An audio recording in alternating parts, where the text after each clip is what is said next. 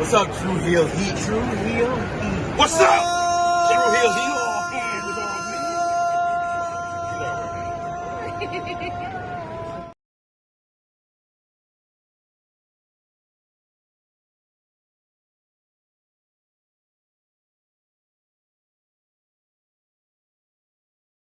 Hello everyone, it's the hardcore legend Mick Foley wishing a nice day to everyone there, right there at Tru Heel Heat. Yeah!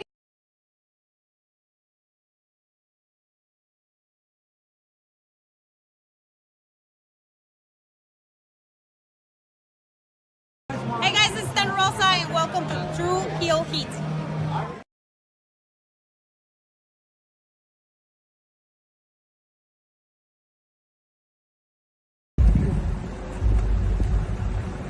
Yo, what up? You know what it is. It's your boy AJ Francis reporting to you live from New York City, the birthplace of hip-hop. And I'm telling you that I'm only tuned in with Tru Heel Heat Wrestling.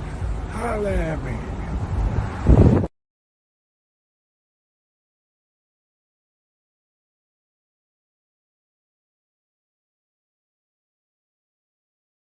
What's going on, everybody? This is your former AEW World Heavyweight Champion. Once a champion, always a champion. Swerve Strickland. Whose house? Swerve's house. You're watching Tru Heel Heat podcast.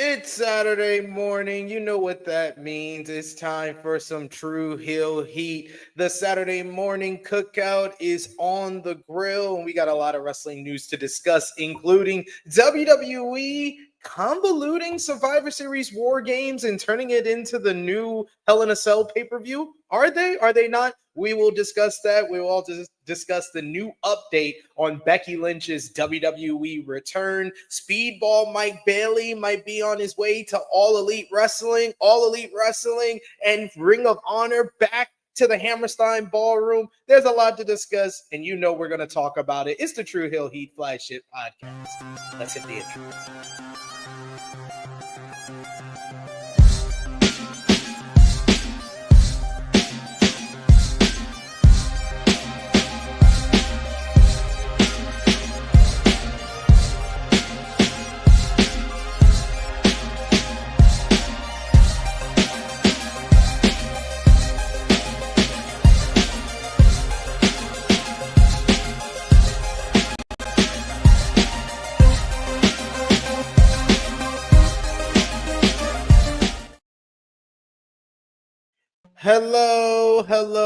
Hello. It is me, your Tru Heel Phenom SP3. We are live on the Tru Heel Heat YouTube, Facebook, and Twitter for Tru Heel Heat. 303, everyone gets a War Games, discussing the latest wrestling news, including has WWE convoluted Survivor Series War Games with the women's match being very shoehorned set up.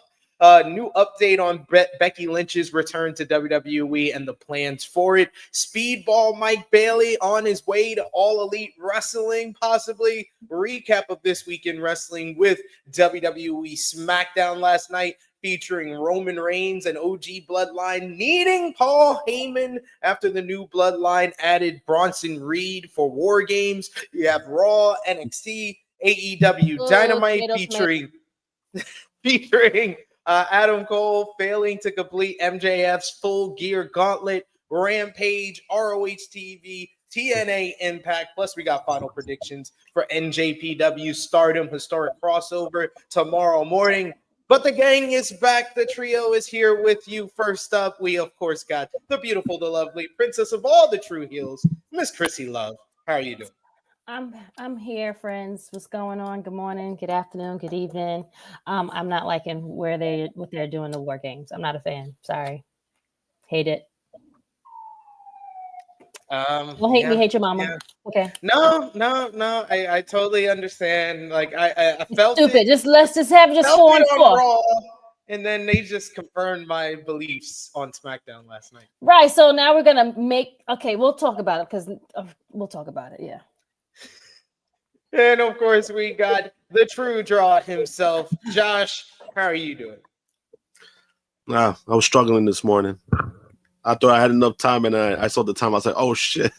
I was like, "You sick?" I was like, "Yo, please, you sick? You all right?" But I'm that too. I'm that too. But it was just like there was so much going on that by the time I saw the time, I was like, "Oh shit!" I don't even have my laptop ready. Listen, we missed our pre-show meeting and everything. You know, when anybody asks us why we don't start at 11:05 on the dot, it's just because we're talking shit. We're getting each other ready, and you gotta be on our toes always. Yep. But yes, we got a lot to discuss in the wrestling world, so we're glad you are here with us live. If you're not watching us live, we appreciate y'all. If you're watching us on demand, remember to show your appreciation back the simplest way possible. You can drop the thumbs up on the video. That helps out the YouTube algorithms and helps other wrestling fans like yourself see this Tru Heel Heat content. You can also share this video with all your wrestling fans, friends, and family on all your favorite social media platforms. If you're new to the Tru Heel Heat YouTube channel, hit that subscribe button. Hit the bell to stay notified for all the great content here. We got a month and a half to hit our goal of 20,000 subscribers. We're about less than 1.4 thousand away, so we're getting close. We're getting close. So help a brother out. Tell a friend to subscribe to the Tru Heel Heat YouTube channel. And we got our first super chat donations, because you can show your support to what we do here by hitting the $sign if you're watching us on YouTube and send a super chat donation, like our boy I Make Beats, who's also a member of the channel, who says, "Happy weekend, THH fam." Happy weekend to you as well, I Make Beats. Thank you so much for the super chat donation. And you can also sound off in the live chat with anything you want to see. We'll try to highlight as many of your comments as possible. But of course, the super chat donations will make sure you highlight your comment on screen with us here. We got Aubrey James, who has some criticism. He says, AEW has been hard to watch. Jon Moxley's story makes no sense. He should be the babyface. He's going to begin the bunch of jobber we know already going to lose. The storyline is already a flop. I mean, if you watch AE Ramble this week, Jimmy Macaram is not too pleased. He liked the Jon Moxley Death Rider stuff, but when they do a segment that's called "So we're gonna siege the Superstation" or siege TBS, and then all they do is rough around a cameraman for like a second. Yeah, I can understand if people are down on the Moxley storyline this week. What did y'all think? I mean, I get it. That's not a takeover. Like, go back and look at tapes of like what takeovers look like, and then execute. I mean, I think that maybe, but to try to say overall, I 100% don't really agree with that. But yeah, I don't think he should be a babyface. I love the heel. I don't 100% agree with that. There is a direction. Right. Now, if he's not paying attention, then that's on him. But I see the direction. I think the biggest issue with the Jon Moxley and Death Rider story is the fact that we know what the destination is already. Mhm. So anyone else besides the Darby destination? Allin is not going to be as interesting. Yeah. For the next champ. Okay, got it. Because Darby, that's who they going Because after. you saw it on Dynamite this week. We might not get into the segment in depth, but that segment that they had with the Death Riders, once again, they didn't siege anything. They just roughed around a cameraman for a second. Orange Cassidy cut like a lesser promo than his promo where he challenged Moxley from Fright Night Dynamite. And then the whole segment got a bolt of energy when Darby Allin came. It was lifeless without Darby, and then it got that energy from Darby Allin. And of course, getting swung into a garage door will do that as well. And he's Steve-O.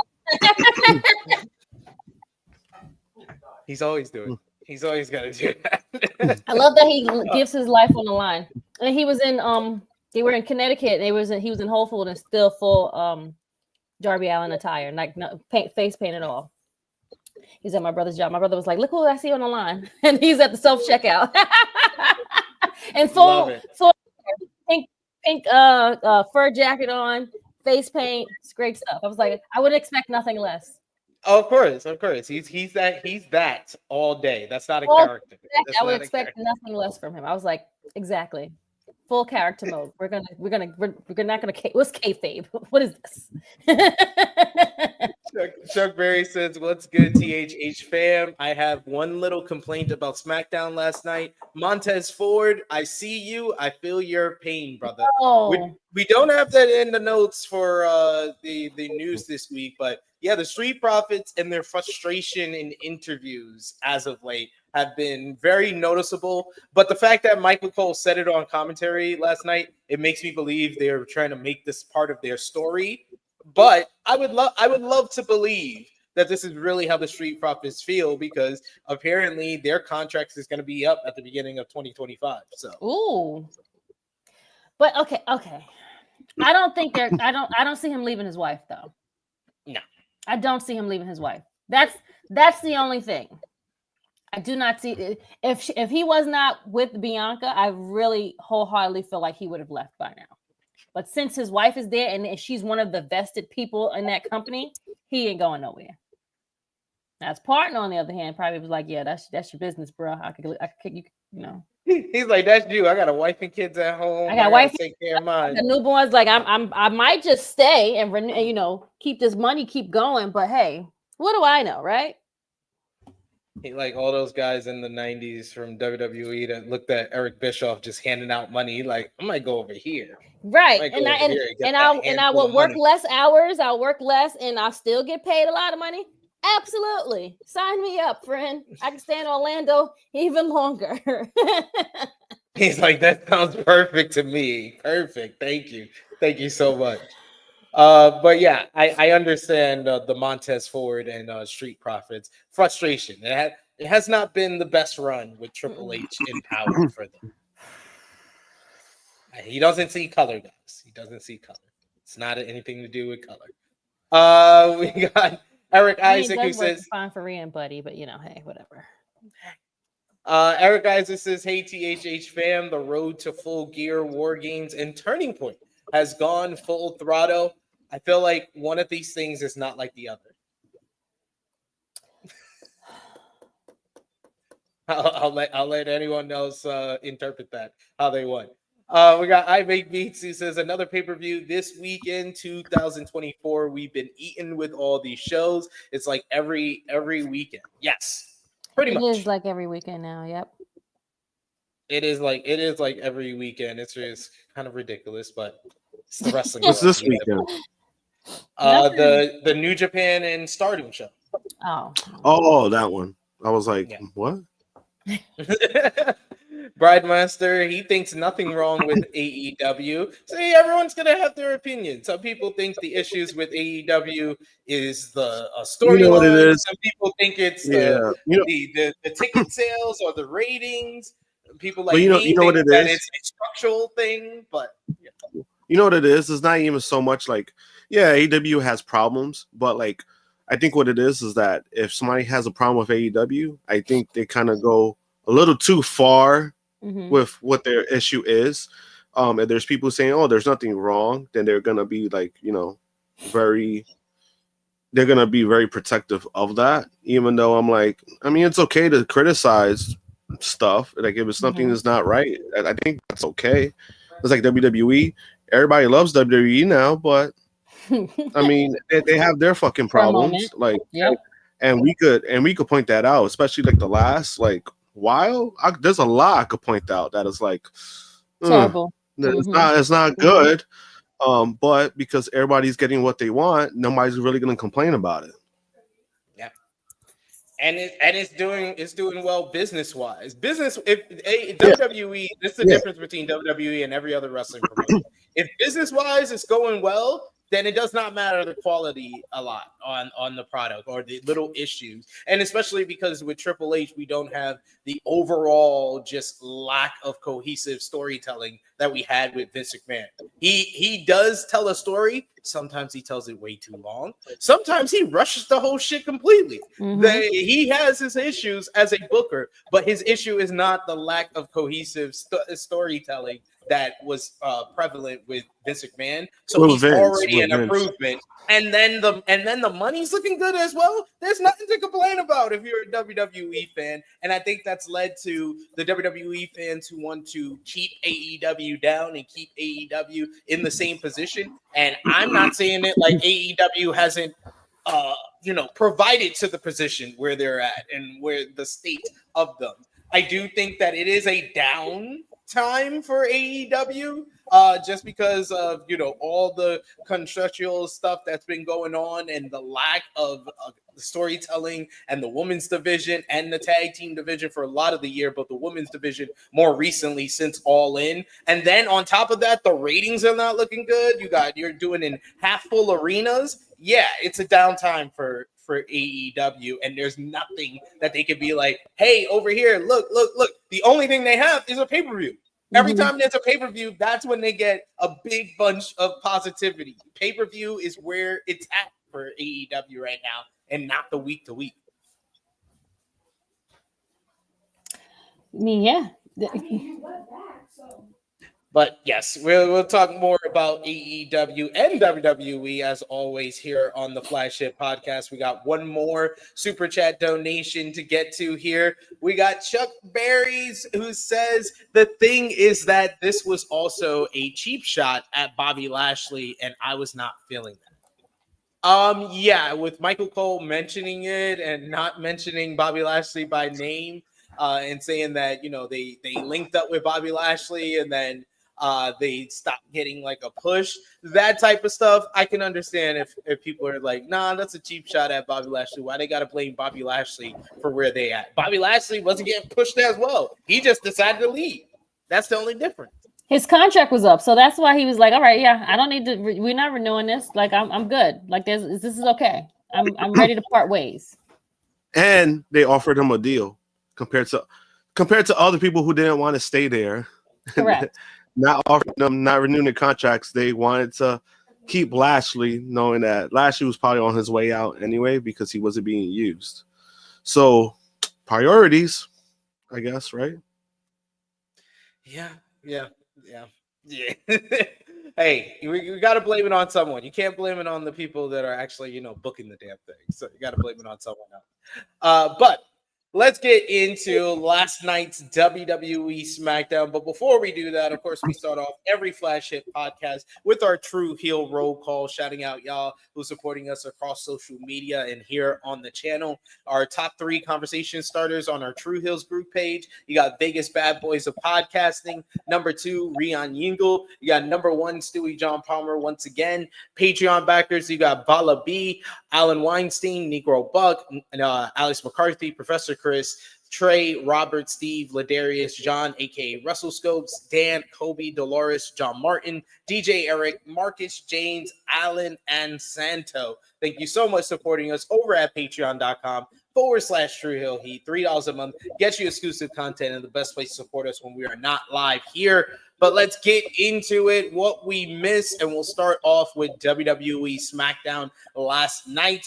The show featured the OG Bloodline, came after the new Bloodline in a big brawl in the ring, but this led to the big reveal that Bronson Reed is joining the new Bloodline for their War Games matchup in a big beatdown of the OG Bloodline, in particular Roman Reigns getting the double jump moonsault, as well as Bronson Reed delivering a tsunami to Roman Reigns. I did like how they kind of explained Bronson Reed joining up with that Bronson Reed is just so hungry to make a name for himself. He's taking any opportunity to do that, and this makes sense for him to join up with that explanation.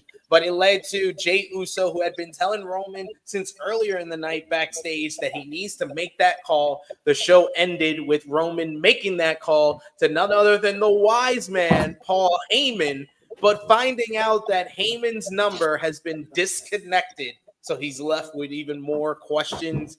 He also had undisputed WWE champion Cody Rhodes kicked off the show to call out Kevin Owens, but GM Nick Aldis told him that KO was banned from being at the building due to his power driver on Randy Orton. Cody and KO, though, will go face-to-face next week after Cody cut an impassioned promo explaining his connection to Orton and having to call his wife after the power driver.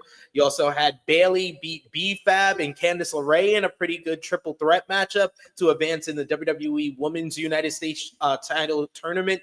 LA Knight defended his United States Championship in a victory over Berto of Legado del Fantasma. But the post-match is what everybody was talking about, as Shinsuke Nakamura made a surprise return for the first time since April to attack Knight to set his sights on the United States Championship. The Street Profits beat Motor City Machine Guns via disqualification after DIY's Tommaso Ciampa came out and attacked the Profits before Johnny Gargano came out to confront Ciampa and stop him from his rampage, and he pushed down Johnny as a result. And finally, in the main event, it was Nia Jax picking up the win over Naomi in a good matchup to retain the WWE Women's Championship, thanks to interference from Candice LeRae and Tiffany Stratton, as well as Liv Morgan and Raquel Rodriguez taking out Bianca Belair and Jade Cargill backstage. So, good episode of SmackDown. I thought it was good for the setup for War Games, but it really begs the question of, like, the big question for this show is, what the hell is WWE doing with War Games? Why has War Games become the new equivalent of Hell in a Cell? Like, it's basically, it's that time of the year. You got to do it. So here's how we're going to do it this year. Like, it really stands out how bad the booking and the setup for the Women's War Games has been when you have a years-long story in the Men's War Games matchup. This Bloodline versus Bloodline match, people have been talking about it for a full year. Since the Usos and Solo and Roman were doing battle at Money in the Bank last year, people were talking about, oh, the big one's going to be Bloodline versus Bloodline. It's going to be, the people thought Rock's Bloodline versus Roman's Bloodline. And now we got Roman's Bloodline versus Solo's Bloodline. And this is what it's been building up to. And it might not be the end of the Bloodline story, but it's a big moment, a big matchup for the Bloodline story. And then you have the woman over here who just haphazardly put together. You have Io Sky, who was feuding with Bianca Belair and Jade Cargill over the WWE Women's Tag Team Championships like 2 weeks ago.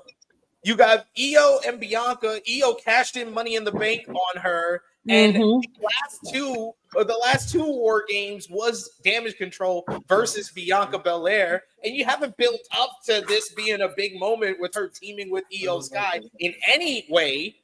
You got the whole Bailey and Bianca thing that they set up back in like April and never followed up on it. And now they're bringing it up with them having a little bit of tension every time they see each other backstage. So that doesn't make too much sense either. Then I'm not even going to get into what the spoilers for Monday Night Raw on Monday, who else is joining that team, because it's just like, God damn, you just rushed everything. You're rushing people back. This is ridiculous. I don't know what's going on right now. And then on the heel side, you got Liv Morgan and Nia Jax, who had that awful match at Crown Jewel, been feuding for the past month, and now they're all good. They're on the same team.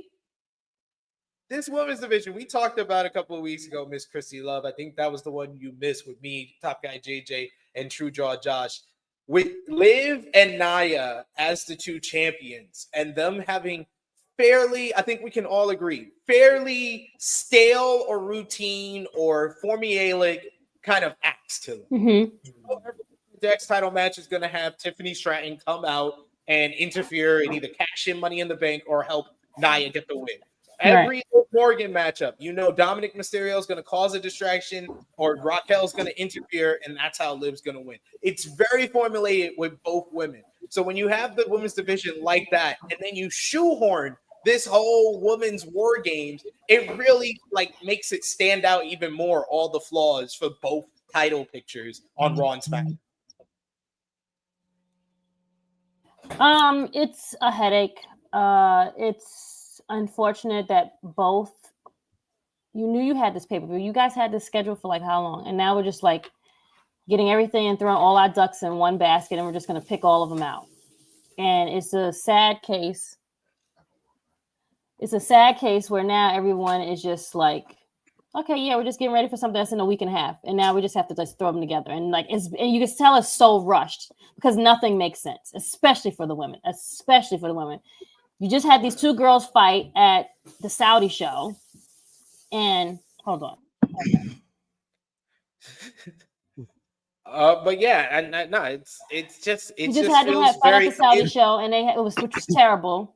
And now you have them teammating and attacking people for each other in the backs, and it's just the whole thing is just dumb.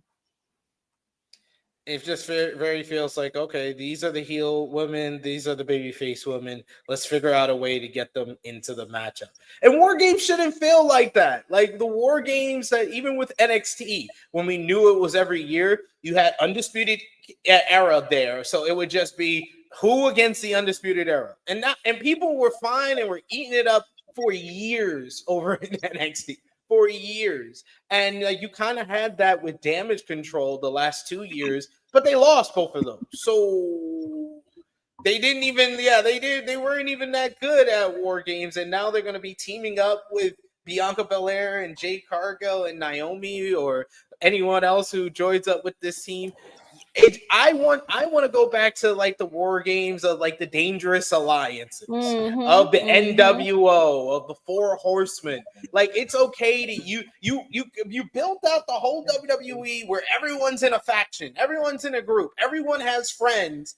But how did you come up into a situation where all of this feels haphazardly thrown together? You've been building the whole Nia and Tiffany Stratton tag team for a while. You had Raquel Rodriguez come back at Bad Blood, but you never gave them any reason to come together, those two teams. And now when you're just a couple of weeks from War Games and them kind of working together, doesn't make too much sense. It just feels very rushed. Josh, what do you think about this whole women's War Games setup that we saw on both SmackDown last night and Raw on Monday? It's trash. There's not much else to say about that. It's trash. But do you think War Games is becoming the new Hell in a Cell pay-per-view? Yeah. It just feels they kind of feel like it's all right, we have this event coming up, we have to do something, right? Instead of just putting the hottest angle, right, for the match itself. And I think that's part of the problem too. Just don't do it because you think you have to do it. Honestly, I'm not a fan of these kind of things, where you just throw something in because you feel like you need to have it, right? I'm all for the women getting more opportunities, but if the opportunity is like this, then I don't want to see it. If it's not good, just don't do it. That's just how I feel about it. It's just, it's the forgotten pay-per-view. Survivor Series was always the forgotten pay-per-view. Yeah, just saying. And it's just now that they've changed it over. Sorry to cut you off, but yeah, now they've that was the forgotten pay-per-view, and now they put it as War Games Survivor Series, and it's still the forgotten pay-per-view. So no one gives a shit about it. Right? It's kind of like when I don't want to use this comparison, but it's when when AEW does Blood and Guts, right? People were saying like, oh, the women need one though. Like, why haven't you got one for the women? There's no significant story that's going to make sense for the women to do it. And I just don't want them to do a situation where they throw it in because they feel like they have to do it because they, it's just, when you do it like that, I think it's more like, takes away a lot more than anything. And then also like the two teams that you're using, like all like how trying to get all together, it's all over the place. So it's kind of just like, why should I be interested? And now it's like, is the match even going to be good? And all the people that you have in the match, it's like, I know some would do well, some could, they could do things, but overall, it's just like, there's no real investment for me that is like, oh my God, like I really need to see this match. This is probably a match I could just walk away from and then catch up on later. Like, and it sucks to say that because I don't want to say that about like about the women, but it's not interesting. I just wish they would have done a 5-on-5 traditional Survivor Series matchup. I kind of agree with all. I would have been fine with that. I would have been for the women. For the women, yes. The War Game stipulation does not need it for this. You're kind of convoluting. You're kind of diluting the whole War Game stipulation by just saying, "Hey, all of these women have been fighting for like 2 weeks. Let's put them in a War Games matchup." That's what it feels like. It feels very shoehorned, haphazardly put together, and just poorly conceived. Yeah, and then what they should do with War Games, they should kind of treat it like what they converted Hell in a Cell to be now, where it's like, all right, if it's really needed, just do this. Now, when you kind of make it its own pay-per-view, you kind of handicap that shit too, because now you're expecting like, oh, all right, we're gonna have two teams for each side, of men's and women's, participating in War Games. So how they're gonna get there, and then you're probably never gonna get like two strong, significant storylines for them to get there. It's just it's kind of hard to just do that alone, right? With all the Bloodline stuff, right? Even the stuff that I've been saying, like, yeah, it's predictable, right? Like I've been saying it's predictable. Like we kind of saw this coming because we've been saying this for months. Like, oh yeah, this is what they're gonna do. Yeah, we've been saying this since the beginning of the year. But at least there was like still some kind of investment. Like there was still an investment that people still wanted to see it because it's another part of the storyline that's that once they get there, then they're on the road to to WrestleMania, right? Because they build up from Royal Rumble to WrestleMania. So at least with that, like there's like a lot of investment. There's some investment there. There's a storyline there, and how they got there. When you do shit like this, it's like it's kind of just hard for me to take it serious and to be invested. And like even the way they do War Games matches, like it's not as violent, so that's already a hard sell alone. So now it's like you're throwing this in, and it's probably just gonna be like Io's probably gonna do the same thing that she always does in the War Games every single time. Like she got the damn trash can and she's gonna go off the top. And God! Like it's been like 4 years in a row now. Like I'm over it. And I love Io. It started in NXT. Yeah. You're right. It's been in NXT. And I love Io, but it's like, do I want to see that shit again? No, I don't want to see it again because I already seen it. And it's like if you're not like 6 years, really doing nothing that's like it's not like. And I feel like that's why she was put in the match too, because they're like, oh yeah, since you jumped off the cage how many times already, let's just do it again. Like that's how it kind of feels like too. But we got this great idea. That alone, to me, we want you to be in a trash can and jump off the cage, right? That's a new idea, right? Great idea. Thank you. That's what they tell her every year. All right, let's put thumbtacks on the trash can this time. Oh my God! Like it's like, you know what I mean? It's like I don't know. It's I'm not.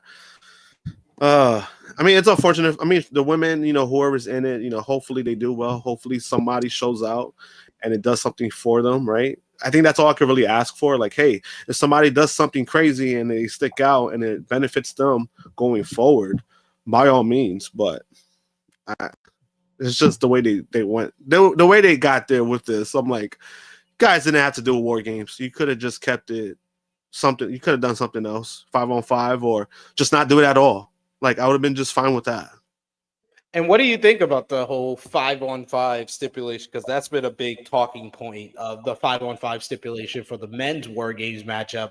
When I honestly thought it should be 4-on-4. We've had 4-on-4 War Games matches even back in like WCW, back in like 1997. That was a 4-on-4. It was I think it was the Four Horsemen versus the NWO on that one. But yeah, like you've had 4-on-4 War Games, you've had 3-on-3 War Games. Why couldn't you just do it 4-on-4? Why are you adding a whole different other feud? Because this is one spoiler I'll just give to y'all. Because you saw SmackDown last night, you see Bronson Reed's on the new Bloodline. I'll give you one guess who's on Team OG Bloodline. It's the guy Bronson Reed is feuding with. It's probably Seth freaking Rollins. That's what it is. It's probably Seth. It feels like you're adding a whole different other feud into War Games instead of the one we should be focused on, which is new Bloodline versus OG Bloodline. And yes, it can spawn off to Bronson Reed versus one of the OG Bloodline members, but it does kind of convolute the main issue here, which is the OG versus the new. Yeah, and what I say to that is, for one, I'm glad I'm not the only one that feels that way, because I thought it should have been 4-on-4. Just keep it this main story. That's what I thought. Keep the main players. You don't need actors. They don't need. And then I saw people saying like, oh, like it makes sense for Bronson Reed because he's Samoan and he blends well with them, but he don't need to be. Like, who gives a fuck? It's like, for me, it's like, who gives a fuck? It's like, why is that being thrown in? Like, I don't want to see that shit. Have Seth and Bronson Reed do some other shit. They don't need to be in this match. Like, they don't need to be just because they have a feud. They have a feud on its own that I think is pretty good and could get to places. Doesn't need this fucking match for that. Because why? Because they're not the ones that are gonna be taking the pin. Nobody. I mean, whoever like loses, it's not gonna be one of them. It's right, because to me, like, even if Reed loses, right? Say like if Reed gets the, like, he's the one that takes the pin, right? That's not doing him favors at all. When he's already a guy that needs wins, like he already needs wins, and you're doing something like this, And again, I think people just look, and then this is kind of what I was talking about earlier, where there's things to criticize WWE about, but because people are getting what they want, or they get like their favorites in something, they just not going to really criticize it because they're getting what they want, right?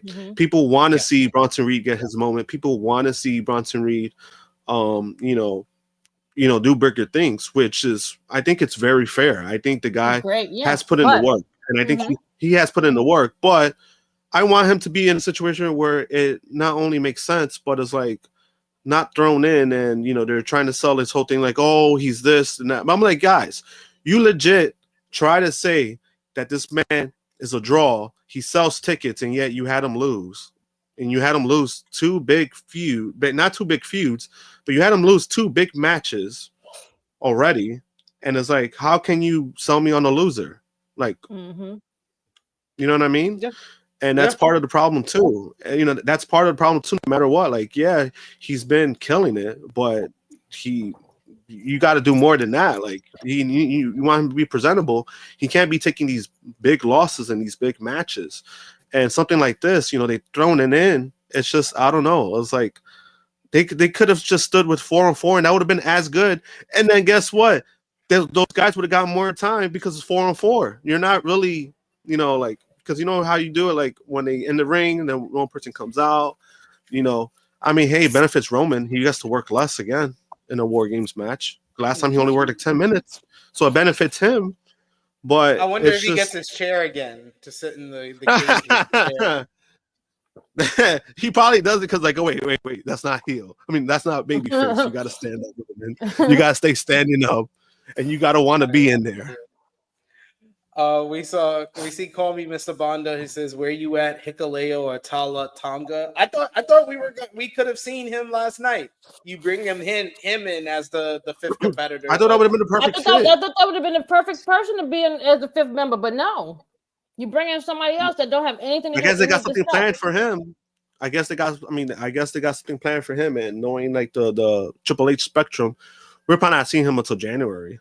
I guess. Yeah. Right. Yeah. If he's not here for War Games, then yeah, we're not seeing him till 2025. They kept him on ice for 6 months. 6 months at that point. If he's not showing up until January. We got Jamie Williams who asks, when The Rock coming back? I've heard people kind of speculate that The Rock could come back for War Games. He's obviously not going to be the 5th member of Team New Bloodline now after last night's SmackDown, but I could see a situation where The Rock like cost the OG Bloodline the matchup. He's gonna be there for like a minute because you have 2 movies that's coming out like within the next like 2 weeks. So he'll be there for a short period of time and he's going right back. Yeah. And which the one this weekend is not doing very well, unfortunately. Santa Claus one, Did not expect Red One to do well. Sorry, Rock. Moana's gonna be the one that just goes crazy because that'll come out next week. So yeah, that will break some record at the box office. We do have a super chat donation here from Chuck Berries. Thank you so much, Chuck Berries, for sure. He says, I'm at the point where I'd rather see the Final Testament versus Wyatt 6 in War Games than the women. I mean, you're not wrong. You're not wrong. That's more of an established faction versus faction feud and story than the women's basically the Franken War Games, where they're just putting multiple different feuds into one matchup. And why does the women's War Games always like it was always like that in NXT? It was really the main roster was the exception to the rule with WWE, because I felt like a lot of the women's War Games in NXT were these Franken teams that were put together off of like multiple different feuds. Then 2.0 came around, they had Toxic Attraction and they built the women's War Games around them. That made sense. You know, like I said, in most of the NXT for the men's, they built it around Undisputed Era, but with WWE main roster since 2022, the women's War Games has always been centered around Damage Control. Yeah. And you can add 1 or 2 people to Damage Control to make it a 5-on-5 in situations like that, but it worked. And now, because we don't have that same Damage Control team, you know, Asuka being out, Dakota just coming back this week, they basically decided, hey, we're just gonna put these things into a blender, we're gonna turn them around, and we're just gonna do it now. We didn't plan ahead. You got months and months of storyline building up to the men's War Games and 2 weeks of storylines for the women. So who's going to be on the women's team? You have Io, Jade, Bianca, Naomi, and Bailey. So basically, Damage Control and the tag team champions. It's basically Damage Control and the tag team champions. And then the other side, who is it again? See, like that's where I'm Liv, Tiffany Stratton, Nia Jax, Raquel Rodriguez, and I would suspect after last night it would be Candice LeRae. She's someone who has War Games experience, and she's now involved. And that makes it even worse that you have like the two, like you had the women who had the worst match, Crown Jewel, and all the fuckery that they involved with. Like, oh yeah, they're gonna be in one team. Like, oh. It's like, why? It's like, why? Like, oh, hey, everyone needs a War Games. So, what do you guys think? Do you agree with WWE's? Let's see what the chat thinks. What do you guys think? Do you think WWE's making the right decision by doing this women's War Games? Or are they convoluting the stipulation? Let us know in the live chat. Let us know in the comments down below. I did see a comment here I wanted to see. Oh, well, we have a Power Driver Finisher who says, I just feel on the men's side, it's a reason both teams are wrestling. But I think that the difference of it being that they're doing it so that it progresses the women's stories with the matchup. I think you have that in reverse. Actually, it's backwards. It's backwards. The women's side is the one that's just both teams. It's a reason for both teams to wrestle. With the men, it's actually going to be something that progresses the Bloodline storyline, regardless of the result. We're going to see a shift, or it's going to go in a different direction coming out of War Games, and it's going to be something that we have to follow along with. I don't think that Yeah. this women's war games will have any progression on any of the women's Doesn't do stories. I nothing think for they will be nobody. exactly the same after war games. Definitely be the You know, same. There's no- and for me, and for me, it's like, you know, regardless of what I said about like, oh, like how we got there with like Sammy joining, and I was like, yeah, you know, that's pretty predictable. Me saying that's predictable isn't me saying that it's bad. It's just saying like, all right, we're getting there. Let's see what they do, right? That's all I was saying. But I mean, like again, this has been a story that we've kind of said Knew about, since last year. Yeah. Like we it was projected, and then this year it was kind of more of like, all right, we're getting close. So the OG Bloodline's gonna get back together, and then you know they did, and it's happening. But again, like that's a story, like that's a storyline that they built up to. Like that was already now how they got there. Maybe you could say like, yeah, maybe it was a little rushed, or oh wait, it's a little too far out, like because we had like about 4 or 5 weeks away. But at the same time, that's still a story. Like it's still something that they built up to, and it started the moment that Roman came back from at SummerSlam. Like all this got together, and we kind of knew where it was going. That's a story. Like no matter what, that's still a storyline, and that's still better than what they did with the women. It is. Even for all the criticisms everybody's got about the men's war games, you can't say that they didn't plan this out in advance. It's true. But is it now at the point where it's becoming too predictable, where we can't really enjoy, or we're not going to enjoy the product?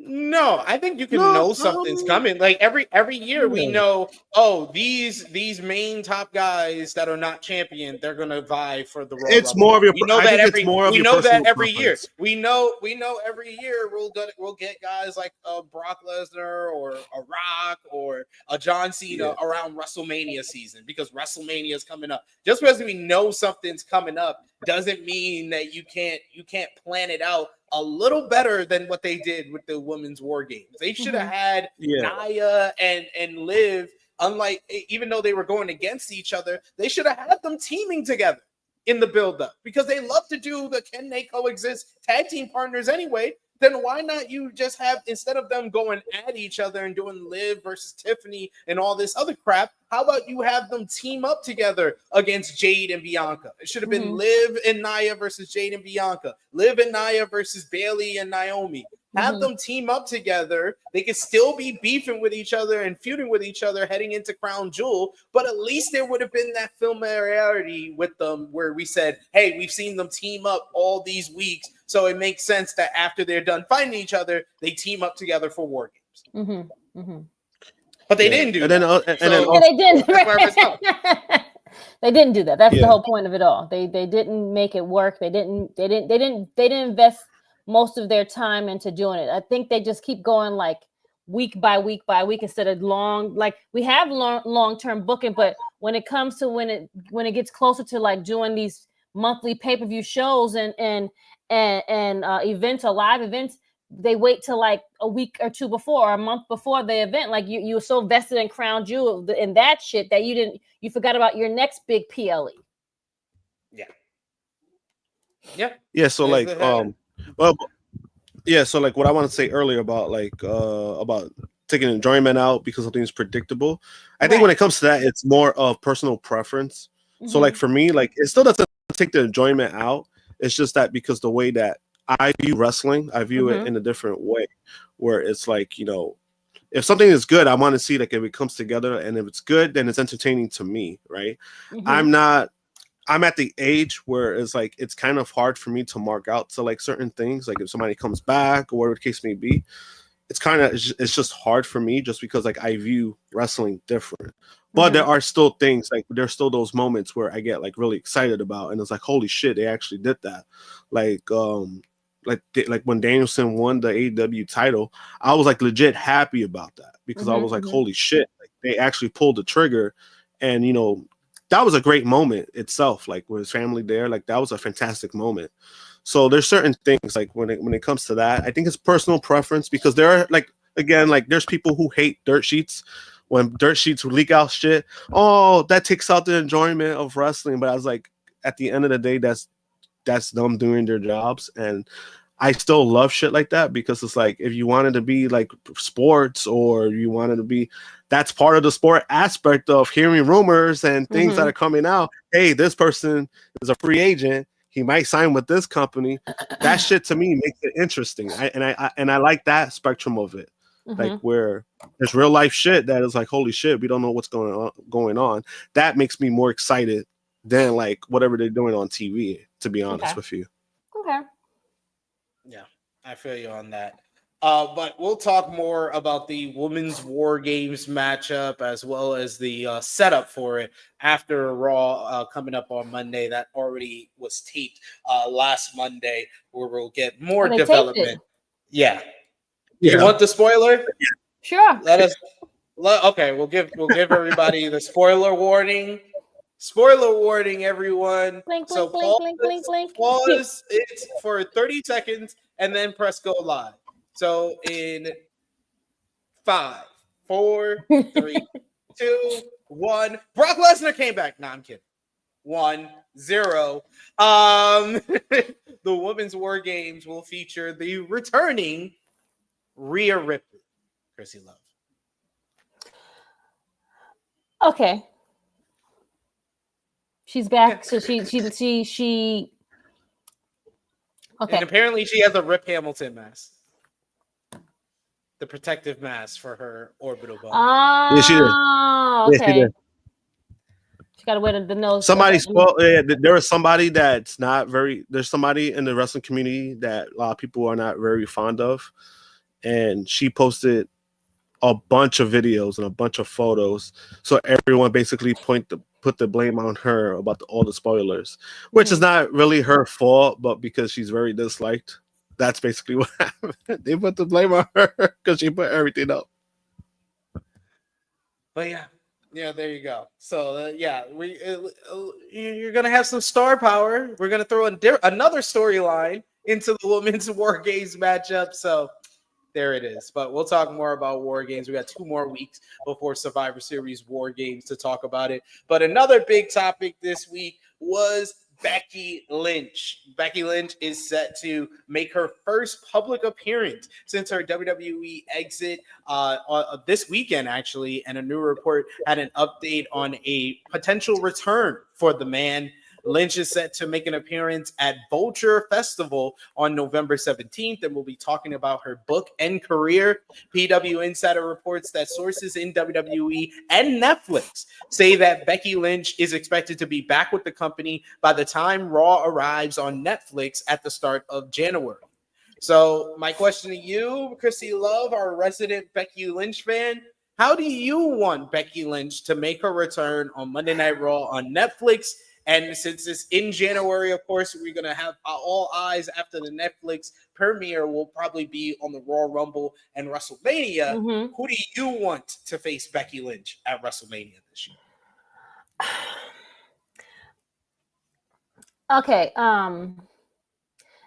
At this point in the game, I think she's wrestled everyone, right? But who would be meaningful is the question now. She's done Bianca, she's done Liv, she's done the Rheas. Like, who's up next on the block to go against Becky? For a storyline is concerned, I don't have a person that I could pick.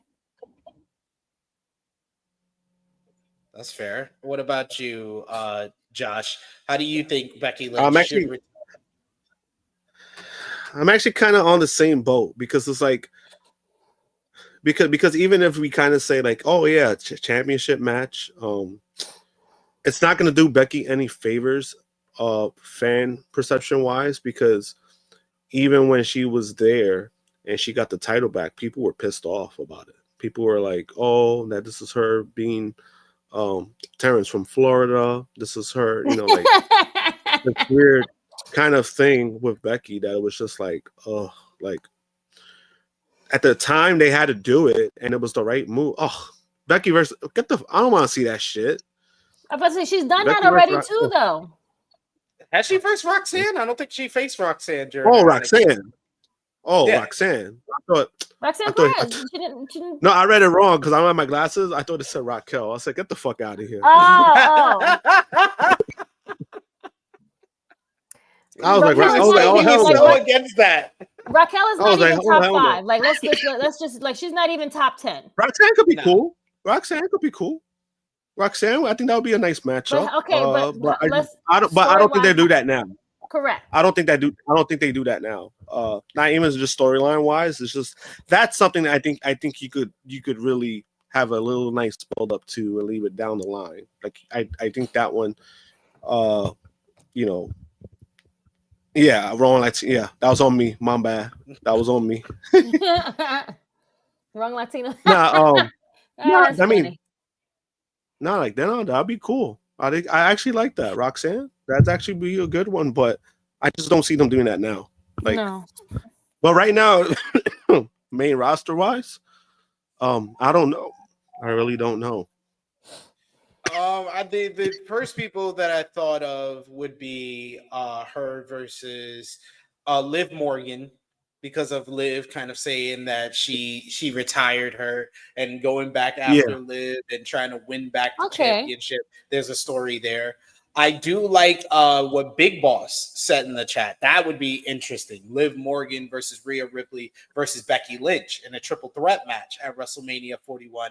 That's the only match you can do. That's the match that probably makes the most sense, and it works in a lot of ways, like how we've been talking about, me and Josh, The Rock versus Cody versus Roman does, where you put your 3 biggest stars. This would be the 3 biggest female stars on Monday Night Raw. You put them in your title match. You're helping out Liv Morgan, who might not be the strongest one-on-one against either of these ladies. She hasn't lit up the world and had like a match of the year candidate against either of these ladies. And these 2 ladies put on one of the better WWE women's matches of the year at WrestleMania 40. So you put her in there with them. It'll probably be Liv's best matchup. It will be kind of like months and months after. It will be I think 11 months into Liv Morgan's reign of her championship and her reign of terror, as me and Josh are heard from Robert D. Felice, compare it to the Jeff Jarrett NWA world title run back in the TNA days with all the interference that she has.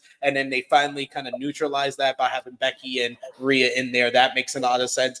I thought initially when Rhea got injured that they were going to save Rhea and Liv's final blow off for WrestleMania. So this would work a lot better than either of the options of Liv versus Becky or Liv versus Rhea. To me, would be the triple threat. So that would probably be the one I aim towards. But I think that there's one other person that I thought of, and that would be Tiffany Stratton. If Tiffany Stratton cashes in Money in the Bank before WrestleMania, if she's the champion, and you know what's funny? Becky, I didn't even Becky think of that. faces the woman that she basically, her whole NXT run, it was basically about making Tiffany Stratton ready for the main roster. And now she's the champion. That makes sense. You see, that was one of her last matches before she left too. It was her and Tiffany. So yes, we could run that back. Yes. Yeah. I also blame booking though, because I didn't think of that just because they made Tiffany as a joke, because they keep doing this whole cash in and it's not happening. So and I think that's why I forgot. Like that's why I forgot like that was even an option. But I actually do I actually like that idea better, to be honest with you. Yeah, I dig it. We got Vala B joining us. Vala. Yeah, I like that. We got Vala B joining us in the chat. Thank you so much, Vala B. Appreciate the support as always with a super chat donation. He says 5 Jaeger bombs in. What's up, THH fam? How we doing today? Oh, he's lit. He put in all caps. He's lit. He even says it. He said, we getting lit tonight. All right, Vala B. I hear you. Vala B out here partying. He turned on Tru Heel Heat. This the dedication. I love it. Thank you, Vala B, for joining us today. We got some love for Tippy time in the chat from Mr. Bonda.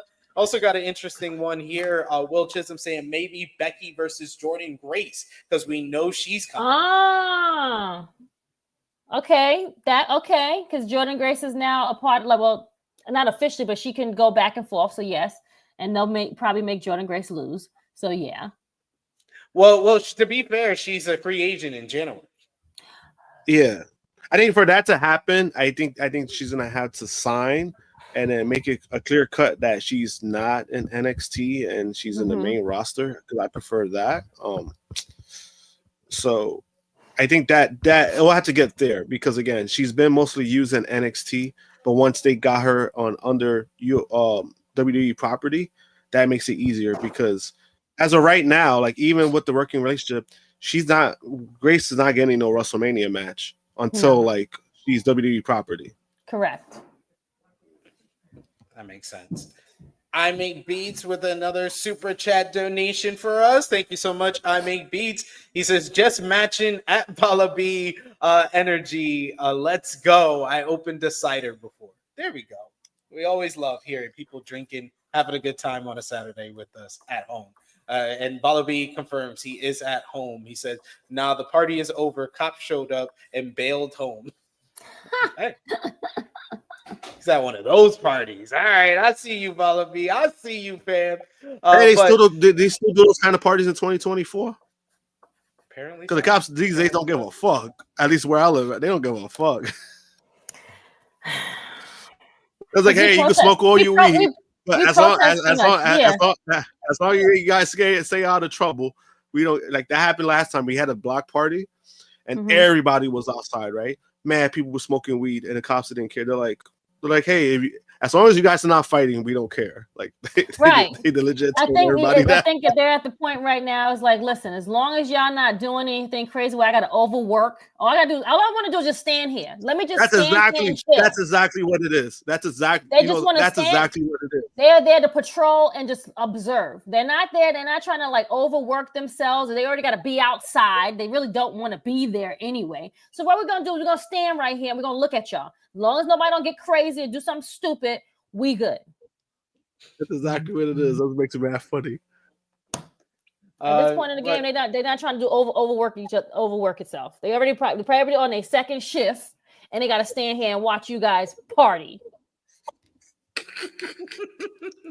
We got I Make Beast. He says, my weed is legally obtained. I'm all good. He says legally obtained. I'm saying that next time. I'm using that. We got Power Driver Finisher says, just give me a puff and we're good. There we go. That's how the cops gonna be negotiating with us in a few years. WWE Raw this week. The show featured Seth freaking Rollins and Bronson Reed getting into yet another pull-apart brawl after GM Adam Pearce decided to give Seth and Reed a rematch next week. We had Sami Zayn approach Seth Rollins about teaming with Roman Reigns and the OG Bloodline against the new Bloodline in the War Games match. However, Seth refused the offer and said that he would never team up with Roman Reigns again. Later in the show, that's where the stuff get real dumb. I'm sorry. Oh, my bad. I thought I was gonna Later in the show, Solo Sikoa and Jacob Fatu approached Seth Rollins about teaming with the new Bloodline in War Games, but Seth also turned them down as well, saying that he wants to stomp Roman's head into the ground, but he's not going to do it by teaming up with a wannabe Roman Reigns. We had Gunther and Damian Priest kicked off the show, with Priest calling out Gunther's invisibility being worn off after he became the World Heavyweight Champion.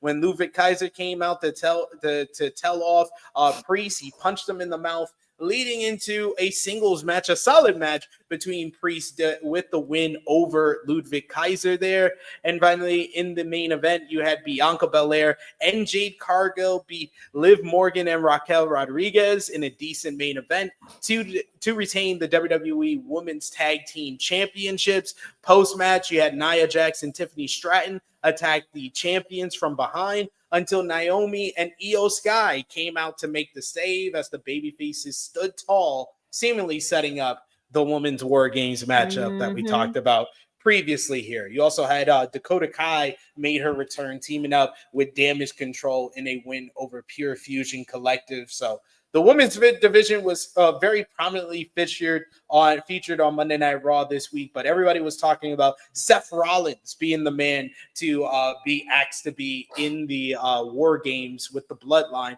What do you think about Seth's inclusion? You know, I understand what you're talking about with Bronson Reed feeling like kind of forced because he had nothing to do with it. But I will say Seth was a brilliant choice as someone. If you're going to add one more person to each team, Seth has so many storyline ties to the Bloodline and Roman Reigns. He just makes the most sense. Yes, but also he swore he was done with this stuff back in Mania when he was trying to help Cody.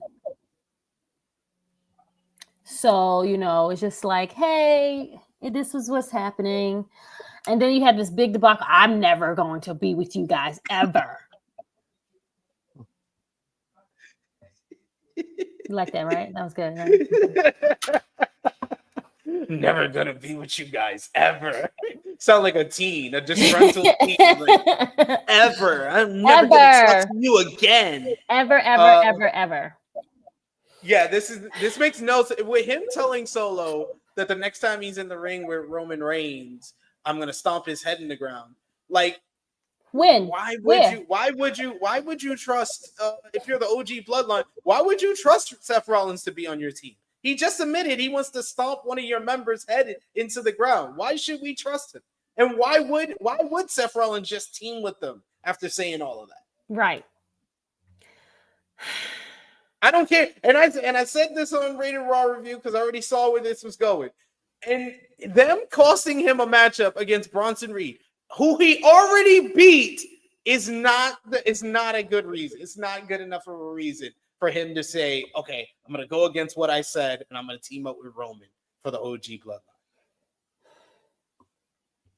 It's a weak reason. We didn't need these two guys. We could have just did 4-4. Like, we can break rules. You guys make your own rules anyway, as it is. You guys don't. You guys say you don't make rules. You're trendsetters. So you don't have to have 5-on-5 every time there's a war game. We could just do 4. Like War games has always been like. I mean, war games has always been like.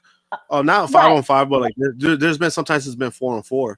But I think they're trying to keep the tradition of Survivor Series, which I'm like, bro, like I think a lot of people thought about Survivor Series in years, please. Like a lot of people, I mean, do a lot of people really care about that? Like, I mean, it's like they don't give a damn. Like who cares about that? I don't understand why it needs to be 5-on-5. It should have just been 4-on-4. You had the poster that said it was 4-on-4, and yet we're doing a 5-on-5 for no apparent reason. And the way you're setting it up doesn't make a whole bunch of sense, because you know how you made sense? You make sense of Seth Rollins eventually joining up with the OG Bloodline. If Bronson Reed had beat him at Crown Jewel, and then he gets his rematch, and then the Bloodline screw him out of beating Bronson Reed, it would be very akin to Hangman Adam Page, who said he wouldn't team with the Elite in Blood and Guts, eventually deciding to team with the Elite because of his vendetta and rivalry with Swerve Strickland. Bronson Reed getting his win back from Crown Jewel is not the same effect as Swerve Strickland always beating Hangman Adam Page and Hangman having no choice but to join up with the people he said he wasn't going to join up with to finally get that win over Swerve Strickland. It's not the same if Seth Rollins has already beaten Bronson Reed. It's really not. That's what makes it kind of funny. I'm like, they just did it. They just did it because they were like, all right, it needs to be 5-on-5. That's just, like it didn't need to get this far. Gotta have your 5-match card. Vala B says this could have been a 4-on-4 versus 4 and just gave Seth versus Bronson 2. That would have made more sense. But I would have appreciated that. I would have preferred that. I would have preferred that. I would prefer that. I think like again, like their feud alone. Match was really good on Crown Jewel. They had a great stands on legs. So you really don't need it on that card. You're right, Krssi. It just had the wrong result. Yeah. That was the only problem with the Crown Jewel matchup, that they should have had Bronson Reed win. Yeah. It's just like, especially if this was the plan. Like, when did you plan this? Did you just figure this out the day after Crown Jewel? Oh, we got to do a 5-on-5. You know, we've been building to these 4 guys getting back together, but now they got to get a 5th guy. They don't. They just really Yeah. There we go, guys. Yep. But that was Monday Night Raw this week. But some news coming out of Monday Night Raw, but has more to do with Friday Night SmackDown, because the Wrestling Observer newsletter reports that a WWE title match is being planned for the return of Saturday night's main event next month. According to the report, Cody Rhodes is set to defend against Kevin Owens. That's why the match has not been planned or announced for this year's Survivor Series. This likely means that neither wrestler will have a match at Survivor Series. Saturday night's main event airs on NBC on December 14th. And according to the WrestleVotes, WWE sources have indicated that the NBC's second episode of Saturday night's main event is set for January 25th, which is 1 week ahead of the Royal Rumble. So interesting note with Saturday night's main event coming, even though I will be honest, this just sounds like Dave Meltzer trying to kind of Hype it up. hedge his bets, because he literally 2 weeks ago said, oh, the only two planned matches for Saturday night's main event is Kevin Owens and Cody Rhodes and Gunther versus Damian Priest. But they moved that to Survivor Series. I think this match will also be moved to Survivor Series. Maybe they do a rematch at Saturday night's main event, but I don't think that they're going to keep Cody Rhodes off of this Survivor Series card. What do you think, Josh? Yo, it was crazy because I didn't even notice that until I think Jaquan brought it up. He's like, so what are they going to do with... I was like, oh, shit. Because Gunther already has his match. Yeah. He's versing Damian Priest, because... But also, I think... I want to know what's going on with that, because that was supposed to be CM Punk. It's very obvious. It definitely... There's been like weird changes on WWE. Is Punk injured again? I don't know. We don't know how he's really feeling after Hell in a Cell. He had his little promo, but we haven't seen him or heard about him any reports. But I saw that he's actually advertised for Survivor Series, like, so he's probably gonna make an appearance. I think that's as far as it goes. Yeah, I mean, I don't know what they do with Cody. Do you have him in a match? Like with Cody, like, do you have him in a match because you need Cody? Like, no, Cody can have the night off. It's fine. Give Gunther some shine. No, you need at least 5 matches for Survivor Series. You got Gunther and Priest. You got the 2 War Games matches. Cody and Kevin Owens. That's a great card. You don't even need a 5th match if that's the 4th match. Yeah, I'm actually kind of surprised. I wasn't even playing. I just happened to know. I'm sorry. I'm tired. Yeah, it's just I don't know. Yeah, it's just I don't know, because I mean the Saturday night main event stuff. I'm like, if you're doing Cody versus KO there, like for them, I'm like, I mean that's a cool matchup. Like he gets the main event for a show, for a prominent show. But for Survivor Series, like I was like, I don't know what they do with him. Like. It's I don't know. I think you got to do the Kevin Owens match. That's his main storyline. This is the first time that he feels like he's in a main event program that doesn't involve the Bloodline as well. You can't. No, I agree. No, I agree. Like I thought the Kevin Owens stuff would have been like a good spot for Survivor Series, but because the main event stuff is going on, I'm like, you're gonna drag this out for 3 matches and Cody wins all 3 matches? I don't want that either. It's not like he hasn't done that before, Seth Rollins, right? And I mean that's part of the problem. Like I don't want that's not a feud in my opinion. That's just a fucking landslide. That's Hey, yeah, this is true. It's like him and Gunther. Him and like he keeps doing these 3-0 sweeps or 2-0 sweeps like AJ Styles. But final note. We'll talk more about the Survivor Series main events as we get closer to the event. But WWE is scheduling a lot of double TV tapings over the next couple of months as we close out 2024. WWE is scheduled for a double TV taping on Friday, November 22nd. They'll be filming the 22nd episode of Friday Night SmackDown, as well as the 29th episode of Friday Night SmackDown to air over Thanksgiving weekend. You also have PW Insider, who reports that WWE will hold even more double TV tapings later next month, with WWE taping pre-Christmas weekend episodes of Monday Night Raw and Friday Night SmackDown. On Friday, December 13th, WWE will hold the December 13th edition of Friday Night SmackDown live from the XL Center in Hartford, Connecticut, and also tape the December 20th episode of SmackDown. For Monday Night Raw on Monday, December 16th, WWE will hold a live edition of Monday Night Raw from TD Bank Garden in Boston, Massachusetts, and the December 23rd edition of Raw will also be taped that night as well. So people don't seem to like those double TV tapings too much. Krssi Love, you were just complaining about spoilers, but what do you expect? Do you expect a bunch of spoilers from these shows, or will WWE kind of do it in a better way where you're not saving the good stuff for the second show like they did with this past Monday's Raw?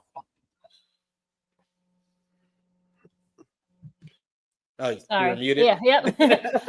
Things will be spoiled regardless, because we have things of like whole cell phones and the internet. So as much as they would love to like keep things underneath the wrap, is just not realistic and not going to happen. Are they taped there? I'm happy that they are taping these shows so the guys can get like more days off. But then it's just like those tapings are long as fuck. So now we're there 4 hours. Now it used to be maybe like 5 hours. Like it was a 3 hour show. Now thank God it's 2. So now we're like, it's just, those are long days. And it's a Monday. People have work the next day. It's just like tiring. Like it's basically you're saying for a 3 hour Raw, because a lot of these tape shows be bare bones. It'd be very like 1 hour of content and then a whole bunch of videos and backstage stuff. That's very true. You're right. So you're basically getting a 3 hour Raw with these double TV tapings for Raw or SmackDown. So we got Dion Jenkins, who says they're killing the Survivor Series build with these tape shows. I will say they kind of did kill this Monday show. I have no type of like need to watch it after reading the spoilers. So this week's show is taped, so don't even bother. If you want to watch it, like look it up. Yeah, like if you want to watch it, so like so like when we do our recap, I think that's just basically why I'm watching it. So I'm like, all right, so at least I could talk about what I watched, even though they already gave away 2 major spoilers for the show. So it's like, what is there else to watch? Especially on these tape Raw shows. And, we've seen like the Raw tape shows that, they are not very good when they're taped. So it's kind of like at your own risk kind of thing. Whereas Pretty like, much. if you want to watch, go ahead. There's something else to watch. By all means, just watch that. Just watch that instead. We shall see. And yeah, like I said, they've been making a lot of like different changes on WWE programming. Like I would have sworn last week when they talked about the WWE Women's US Championship that it was supposed to be for Raw and SmackDown, and now it's all SmackDown women. And it gave away the finish of the main event on SmackDown because they had Naomi in the bracket. And it was like, okay, so Naomi's losing. Cool. But it's like you have the girls that are there like that really don't even need to be there. Jade and Bianca, they already have belts. Like, why do we need them? Like, why we Tiffany have Stratton's Money in the Bank? Okay, Bailey, we got Bailey. Like, I think that could have been something but good that's for also like part the of the other problem girls that too, was in that with whole the main match roster. between Bailey and them. That like the other 2 girls had more of a better chance of like being more like think of realistically like being this next champion than like Bailey. But they're probably gonna give it to someone that's like a bigger name. And someone instead of someone that's up and coming and trying to make their name. Yeah, I think that it can work both ways, where you can put it on someone new as their first big win, their first big title win, or you put it on someone established, a main eventer like Bailey, who can like really set up the lineage of the title. So I think Bailey would be a good choice as the first women's US champion, but I just don't think the SmackDown women's roster is good enough to have its own title for just the brand. Like I was interested in this when it sounded like it was going to be for both brands. I'm scared about the long-term health of that division. I think that's why I felt the way that I felt. I think that's why last week, remember when I was like, why are you doing that? Like I was like, oh, so I was like, all right, cool. But that was part of the reason too, because I'm just like, right. You put somebody that's gonna be on SmackDown. I'm like, okay. I already knew this was gonna be tough. It's just I didn't know it was gonna be like this difficult. Like seeing it, I didn't know it was gonna be like this difficult. So I don't know. It's when I saw the brackets, I'm like, I'm not surprised who's in the brackets, like, because they really don't have a lot of women in the main rosters. That is like, who can you put that really needs it, or you need the bodies. Put every single woman that's on the SmackDown roster that's not currently the women's champion. That's literally what there's 13 women on the SmackDown roster. This is a tournament of 12 women. I was like, this is so unnecessary, and it just makes me scared because now we're gonna get a women's Intercontinental Championship for especially. Raw. And I'm like, I'm saying, but like these two divisions are not big enough and don't have people that are capable enough to hold this down for much longer than 6 months. So like they promoted that whole different, like they promoted that shit for no fucking reason then. Like that was like for nothing. Or they changed their mind and they'll say Michael Cole made a mistake. I don't know. We shall see. We shall see what happens with that. But finally to finish, it sounds like they pivoted. It sounds like they fucking pivoted. Yeah. I think they pivot, and I guess they probably wanted this to be on both brands, but then they got pressure from the women, and they were like, "All right, we'll give them a women's Intercontinental title." But then also, so that one is gonna come. It's just not coming right now. It could be like, I mean, they're saying like, like there was no, but I think there's been discussions. I think. I think it's obvious after the decision to put all the SmackDown women in the US title tournament, it's obvious to me now that there's the women's Intercontinental title is coming. Yeah, because like I said last week, right? Remember when I was like, wait, they having both, and then person's gonna go on both shows, and I was like, so they're making this more important than like the world titles, where they're trying to put the emphasis like, oh yeah, we have a world champion on SmackDown and a world champion on Raw. So I'm just like, but yeah, the United. Nope. Did he pause? I think he paused. Yeah. Okay. I thought I froze for a second. I gotta make sure. I gotta ask the question. Like, did I freeze or did they freeze? We got Rickety, who feels the Women's U.S. Championship finals will be Jade versus Bianca, since they're on opposite sides of the bracket. But like, why? We don't need that. I would be down for Bianca moving on to the second round to continue her rivalry with Bailey, but I'm sorry. My pick to win this tournament now is Chelsea Green. So I need Chelsea Green to win that tournament. Once I seen the bracket and I seen when she went and talked to B-Fab, I was like, no, Chelsea is the perfect person to get this belt. If she doesn't get it, then you're making another big mistake. I think Chelsea versus Tiffany Stratton is my pick for the finals. Continue their rivalry that started in the Money in the Bank. Yep. I agree. But finally, to finish up with WWE this week, WWE NXT, they did 623,000 viewers back on their regular night of Tuesdays. The show featured Fallon Henley defeating Kalani Jordan to retain the NXT Women's North American Championship. They had a big brawl with the tag team division that closed off the show. Julia and Stephanie Vaquer beat Metaphors, Lash Legend, and Jakara Jackson in a damn good opener to the show as well. Yet Sol Ruka defeated Cora Jade to qualify for the Women's Iron Survivor Challenge, while Wes Lee picked up the win over Cedric Alexander in a rock-solid bout. Javon Evans, he defeated Lexis King for both Wes and Javon to qualify for the Men's Iron Survivor Challenge at Deadline. Andre Chase interrupted NXT champion Trick Williams to get one more match against Ridge Holland, with the winner getting a shot at the NXT championship and also ownership over Chase U. Yes, Andre Chase putting up his school once again. This man is awful with gambling. He's gambled this school now again, and he's probably going to lose again. gotta say it. I'm just going by the averages. Here, but this was more of a paint by the numbers episode of NXT in comparison to last week's 2300 Arena NXT edition. Speaking of which, the Wrestling Observer newsletter reports that no one specifically came up with the idea to run the former ECW Arena with an ECW theme, but it had been a plan for some time for WWE. The plan to run a show wasn't specifically set for November 6th, but once they realized they would go head-to-head with AEW, they decided to make it happen then.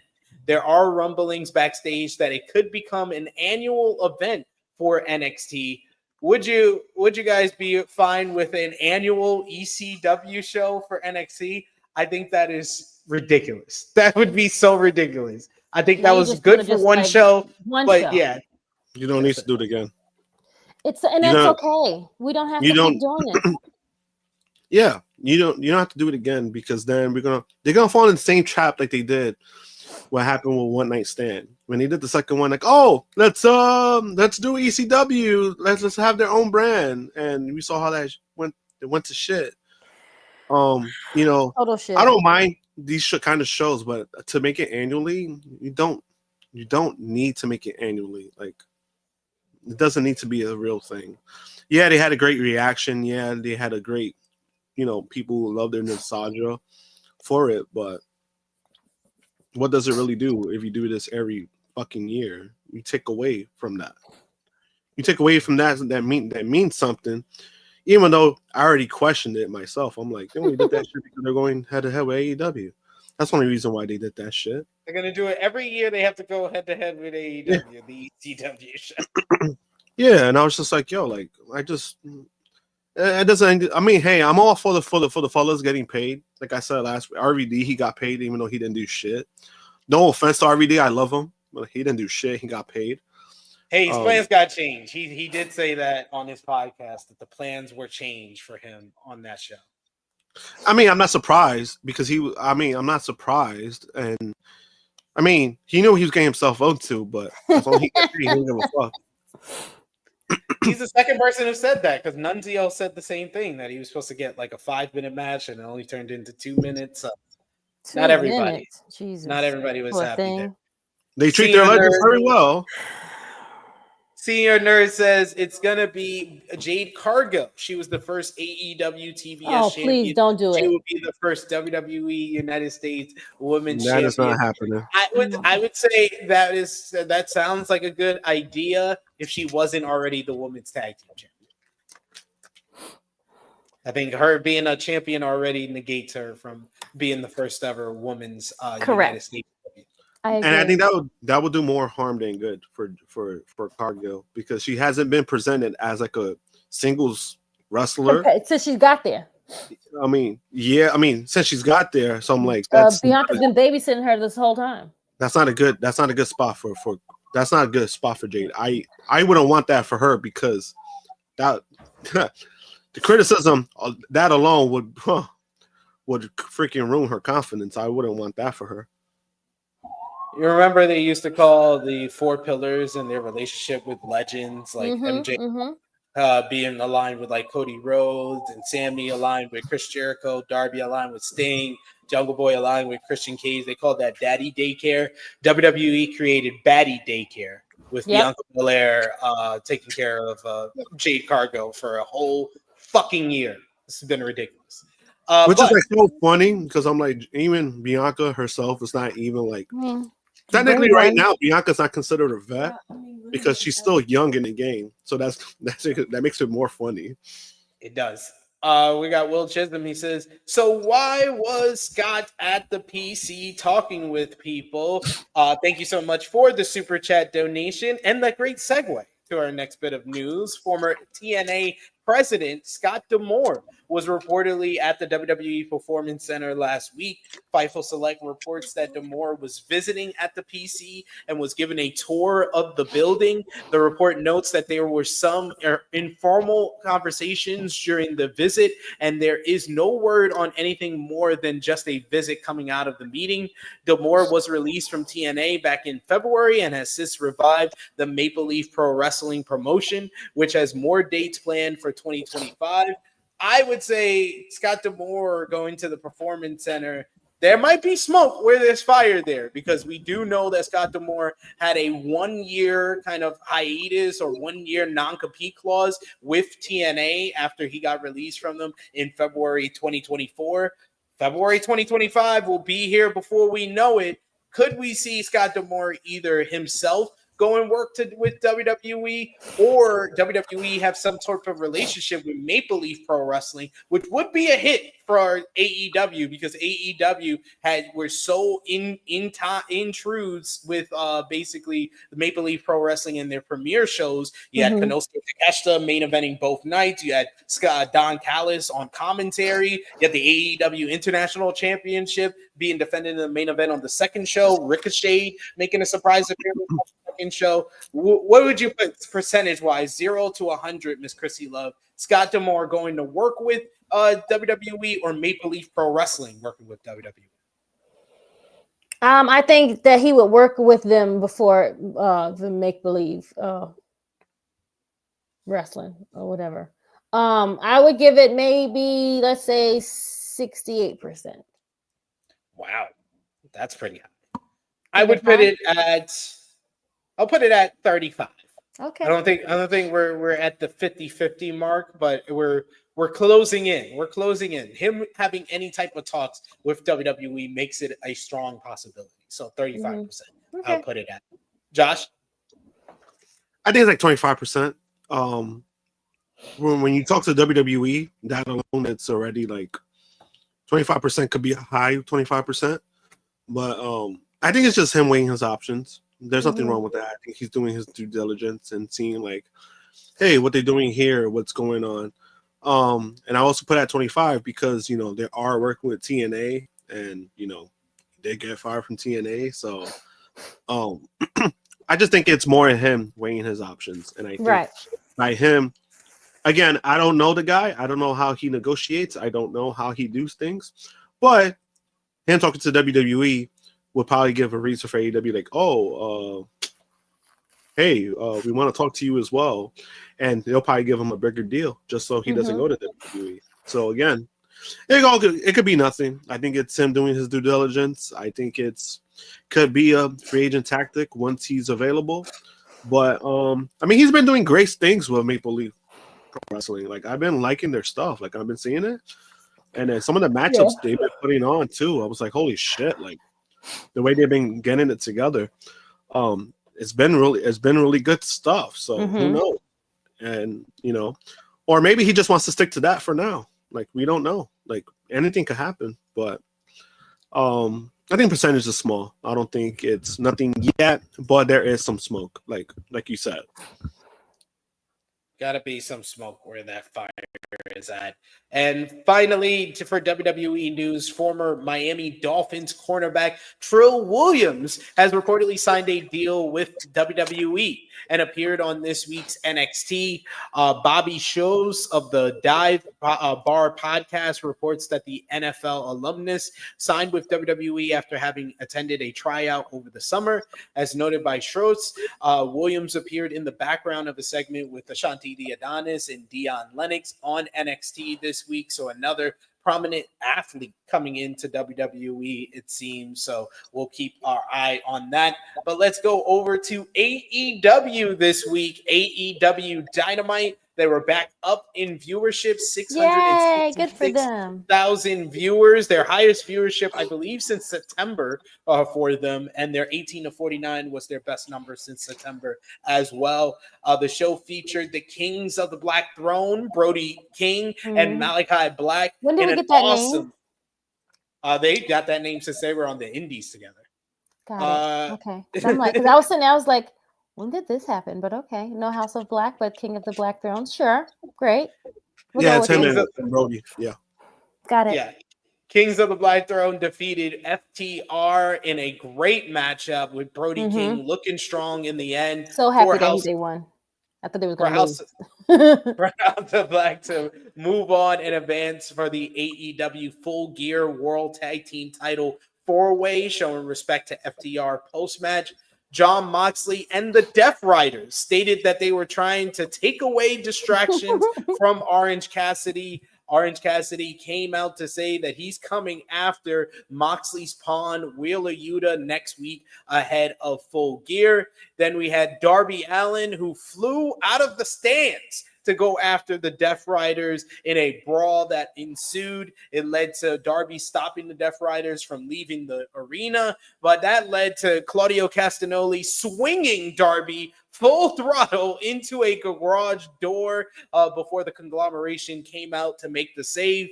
You had Swerve Strickland beat Lio Rush in a very good matchup. Post-match, Bobby Lashley and the Hurt Syndicate jumped Swerve and laid him out ahead of Full Gear. You also had Hangman Adam Page and Christian Cage defeated the Bang Bang Gang in a good opener to the show. You also had Roderick Strong beat Lance Archer, while Konosuke Takeshita defeated Adam Cole. So now Roddy Strong will move on to face MJF at Full Gear and not Cole due to his loss against Takeshita here. Post-match, Takeshita jumped Cole until Kyle O'Reilly made the save. Ricochet super kicked Takeshita as well post-match here. And Will Ospreay cut a fabulous promo to set up his Full Gear matchup with Kyle Fletcher before a brawl broke out between Ospreay, Powerhouse Hobbs, Mark Davis, and the Don Callis family. It sets up Ospreay, Hobbs, Davis, and Ricochet versus the Don Callis family on next Wednesday's Dynamite. And also, Julia Hart interrupted a promo from Jamie Hayter with her second vignette teasing her return to AEW. Krssi Love, what did you think about this week's AEW Dynamite? Overall thoughts? I thought it was a decent show. The Lio Rush and Swerve match, chef's kiss. Really, really good match. I was like, oh, these two about to cook. And I was like, yo, Lio Rush been on TV every week. He might not win every day, but he on TV every week. And I'm here for it. He got more L's than wins, but that's fine.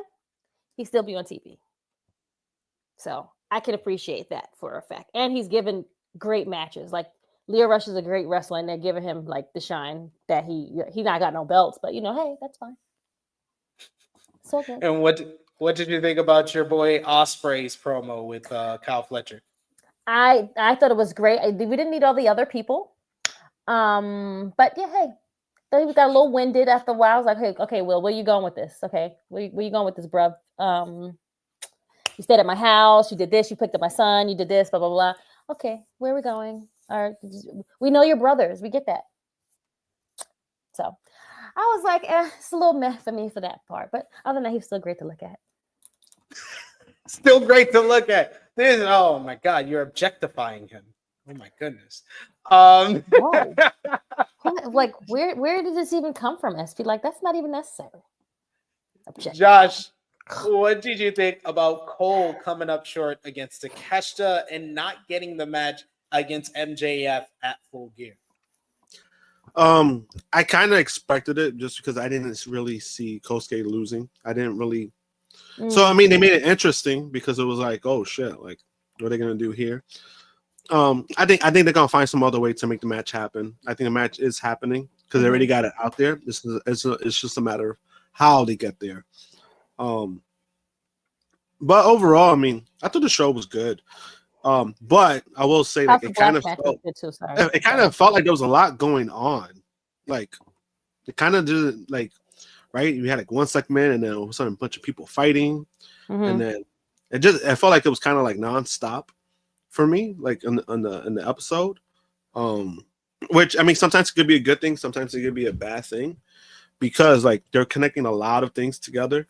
Like for example, right, when the whole thing happened with like Adam Cole, like we had something before that. Then they went into the match, right? There was a brawl, and then they got into the match, and then even after that, like Ricochet comes up the ramp and it kicks the shit out of this guy. Like, so there was a bunch of shit going on. Like, it kind of just felt like they're doing a lot of tie-ins to certain things, but again, sometimes it could be good or bad. The whole Death Rider stuff, like, they're gonna seize this, and it really didn't happen. It was just like, all right, okay. Guys ran away. I guess maybe that's why it didn't happen, because you guys ran away basically, and he almost left you. He almost left them. I was like, bro, there was a good 4 minutes. You could have just left this man, and he still got in the damn truck. I was like, God damn it. They were about to like, go off. You see Willa, you see him like, hey, and then he gets beat up. I think I would have preferred that because that would have been funny. Kind of like what they did with Brandon Cutler. They left his ass. They straight stunning. They straight stunning this kid, man. Yo, that was like, damn. I was like, maybe with that, but overall, I thought it was a decent. And again, like the stuff with Swerve and the Hurt Syndicate, like I think it's been really good stuff. They also had a great segment. I thought their segment was really great. Talking. Lashley has gotten way better in his talking over the years. I think ever since Impact, I would say, like he's gotten like better. And this is not the same guy that we saw when he got into the business, because I was like, man, this guy has no charisma. Like he has charisma of a wet paper bag. But now you're starting to see, like, you've been seeing, like, wow, like, everything about him. It's like, yo, he comes out, he looks like a fucking star. Like, he's, like he's in great shape. He comes out with fresh suits that I would never be able to pull off myself. And he talks. No one will. No one. It's true, yo. You can get that man the ugliest suit, and he'll find a way to pull it off. Like, yo, like. You give him like that George Washington suit, he probably pulled that off too, like the George Washington look. No, I'm telling you, his fit check is elite. Yo, right? Yo. But I didn't like this week's Dynamite this much. Not as much as the last 2 weeks. I felt the last. I would say that. Yeah, for me, same, stronger, better episodes. This one I had some issues. I felt like the Hurt Syndicate beatdown on Swerve could have came off better if Swerve would have remembered that they were in Bridgeport and not in Stamford, Connecticut, because he said Stanford, and then we got "This is Bridgeport" chants, so that didn't work out too well. And it just, I think the main problem that I had with this week's episode is that I feel like I'm saying this every week on this show and AE Ramble. Stop booking these big ass arenas. Like you're in an empty arena. This crowd was trash. Oh, the crowd was bad. The crowd was awful. The crowd sucked the crowd was this not week, good. and it sucked my enjoyment of the show. Like I said, I thought the main event was great. I thought the Swerve and Lio Rush matchup was good. I mean, I can't see like the fault in that. The nitpick on that is yes, Swerve should not be taking 10 minutes to beat a guy that never beats any stars. So I don't know if that was the right move for presenting Swerve in the right light heading into a matchup with Bobby Lashley, where most people are hoping Bobby Lashley puts basically gives Swerve the John Cena treatment from SummerSlam 2014, with Bobby Lashley playing the role of Brock Lesnar, and he just destroys Swerve. But him going 10 minutes with a guy that went like 10 minutes with the underling to Bobby Lashley is not like the biggest kind of stamp of approval that Swerve needs right now heading into that matchup. So I get that nitpick. And I like I said before, I think the Death Riders and Jon Moxley storyline is going very well. But there is a lack of interest in Jon Moxley versus Orange Cassidy, because you've already told us where this whole story is going with Darby Allin. And that's why people are more interested in Darby fighting the Death Riders than Orange. Yeah, that's why I see with that too. I mean, OC and Mox, they're going to kill it, because I think every time they get together in the ring, it's always been great matches. But I do see like that aspect of like, I mean, he's not going to win. So it's like, And it's unfortunate because we've been saying this about OC. Like, we want something prominent. And the next step for OC is to become the AEW World Champion. It's just not going to happen now because we kind of see that they're leaning towards Darby. And I think that will be maybe a bigger moment because of what Darby has been for the company and, all the stuff that he's been through. But then also because he's lost to Mox like how many times already? Fam, if I can get his win, it means something. So I do agree with that. Like, I do agree with some of the criticisms with the Hurt Syndicate, like like the way the beatdown happened. I thought they beat up Swerve already twice, so it was like, damn, bro, like it would have been more effective if you had Bobby Lashley just go down and beat up Swerve on his own. Right? You don't. Why does Bobby Lashley need help to beat down? Yeah, Swerve? I think that's what it was too for me. I was like, maybe that, but I do like the direction that they're going with it. Every time they've been on camera, it's been good. Like when they cut the promos and it's been good. So like I'm not too I'm not too worried about it. They do have a game plan. So far they've been presented well. I think nobody can really complain about that. Like the way it got together and how it's working. It's been good presented on TV. It's just like, sometimes you have those weeks where, might not do the things that people might not want to see, but as long as it doesn't drag out, it doesn't like, hey, you have a bad week, then you bounce back with a good week. As long as you don't have those kind of things where it's like bad, and then next week, same shit. Like, what the fuck, guys? Then you're in a good spot. You're in a good spot when it comes to that. But again, with AEW can't afford any mediocre shows. They can't afford it right now. Yeah. They got it. They got to be consistent. They got to be consistently good every week, despite what the ratings might tell you and all of that. We mainly on this show and on our channel in general, we usually talk about the quality of a show and not as much focus on the rating of the show. If it's a quality show and nobody's watching, then we have to go and talk about the other issues here. The issue right now with AEW and why it's on the down state is not only is the ratings bad, not only is the ticket sales bad, but their product week to week is not consistent like it was in the past. Yeah, and that's where it needs to get back to. And I mean, they are in a rough spot. I just think, I don't know, man.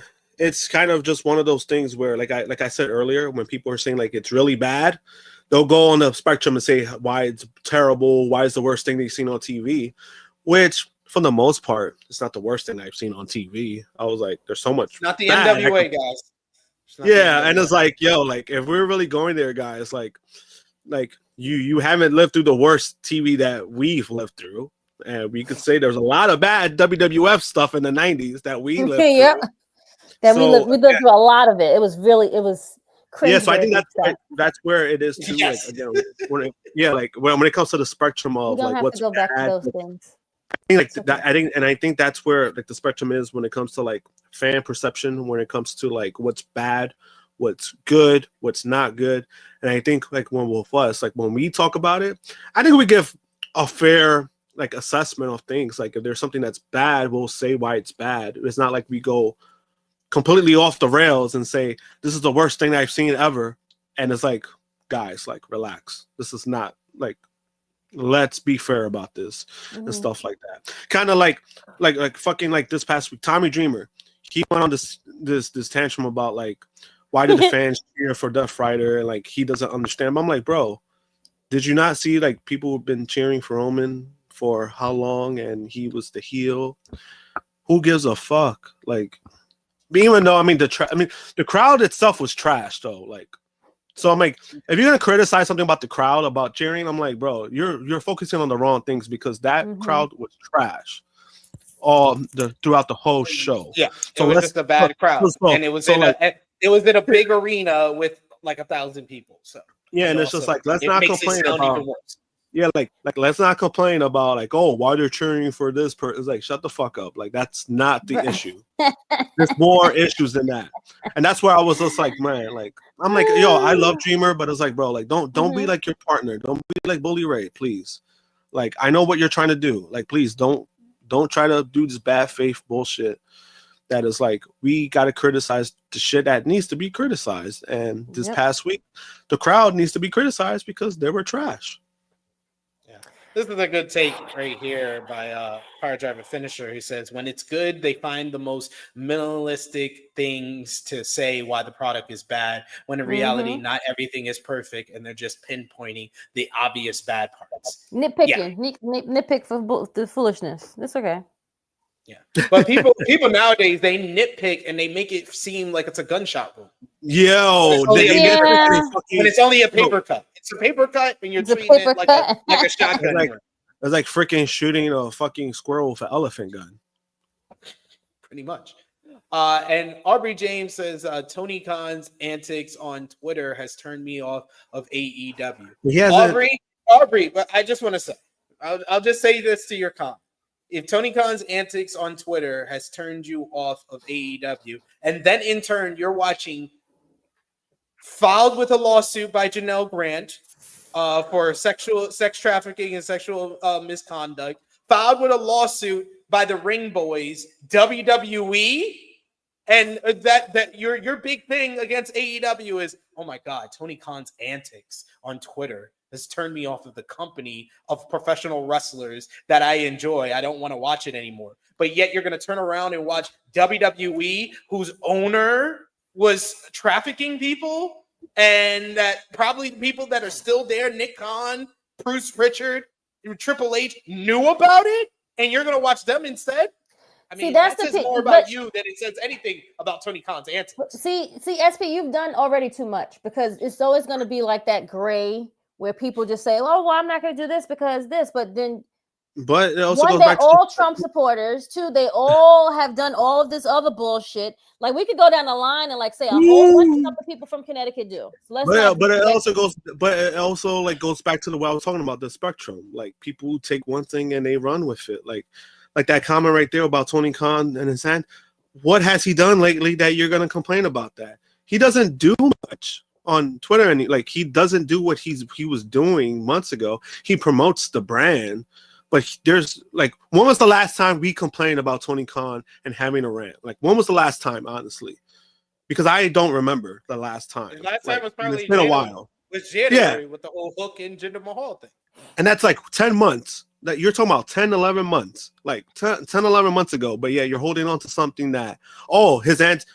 I don't know, man. Like, if you're holding on to something like that, then I'm like, you need to get your priorities straight, because there's a whole bunch of talent that do dumb shit on social media, and you watch them every week. I mean, if that's the case, then I'm like, I'll turn this off because I don't like what he does on Twitter, right? It's like when Max Caster, he does the bullshit on Twitter, but that doesn't turn me off from like not watching AEW. I think that's just pretty fucking stupid. Yeah. I mean, there's a million other reasons not to watch AEW. I don't want to watch a wrestling product that has 1,000 people in a 10,000 seat building. That's a legit reason. I won't complain about that. I agree. Sometimes it is tough to watch when it's like that. I'm not gonna watch this product because the storyline and the booking is not consistent enough. You won't hear me complain about that. But when you're gonna take things outside of what we see on the product, and then in turn you're gonna watch WWE instead, you shouldn't watch any wrestling. Because there's an issue you probably don't know about with every freaking promoter in this business. This is the business that you chose to watch.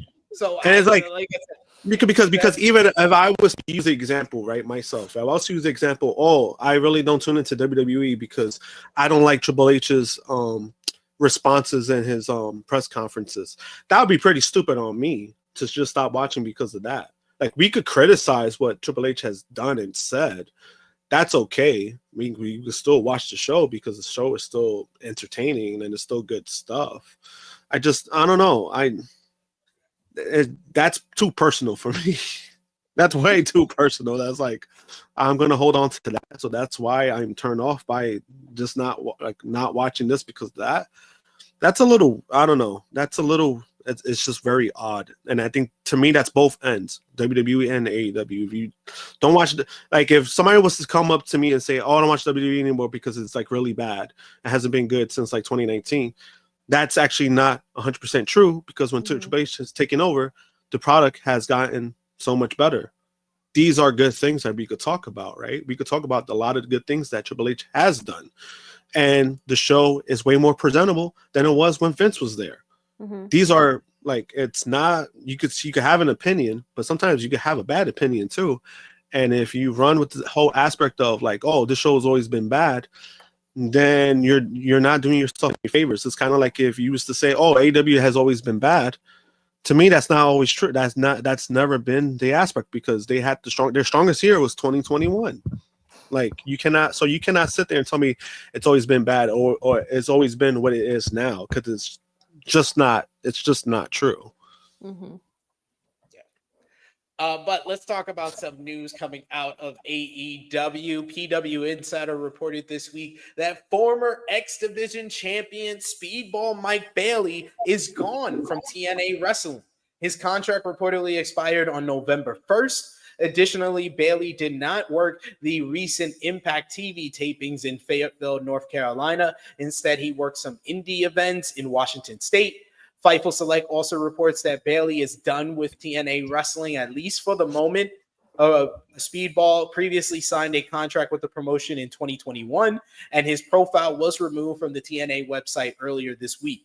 Also, he filed for trademarks to his name earlier this month as well. Bailey finished up his TNA deal at the recent TNA TV tapings in Detroit, Michigan. The report notes that Bailey is expected to receive interest from multiple promotions outside of TNA.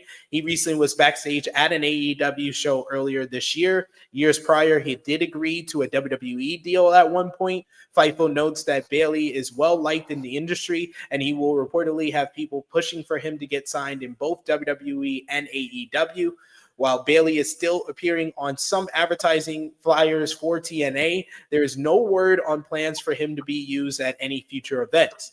Fightful also reports that multiple people revealed that Bailey was saying his goodbyes backstage at the TNA Impact TV tapings in Detroit.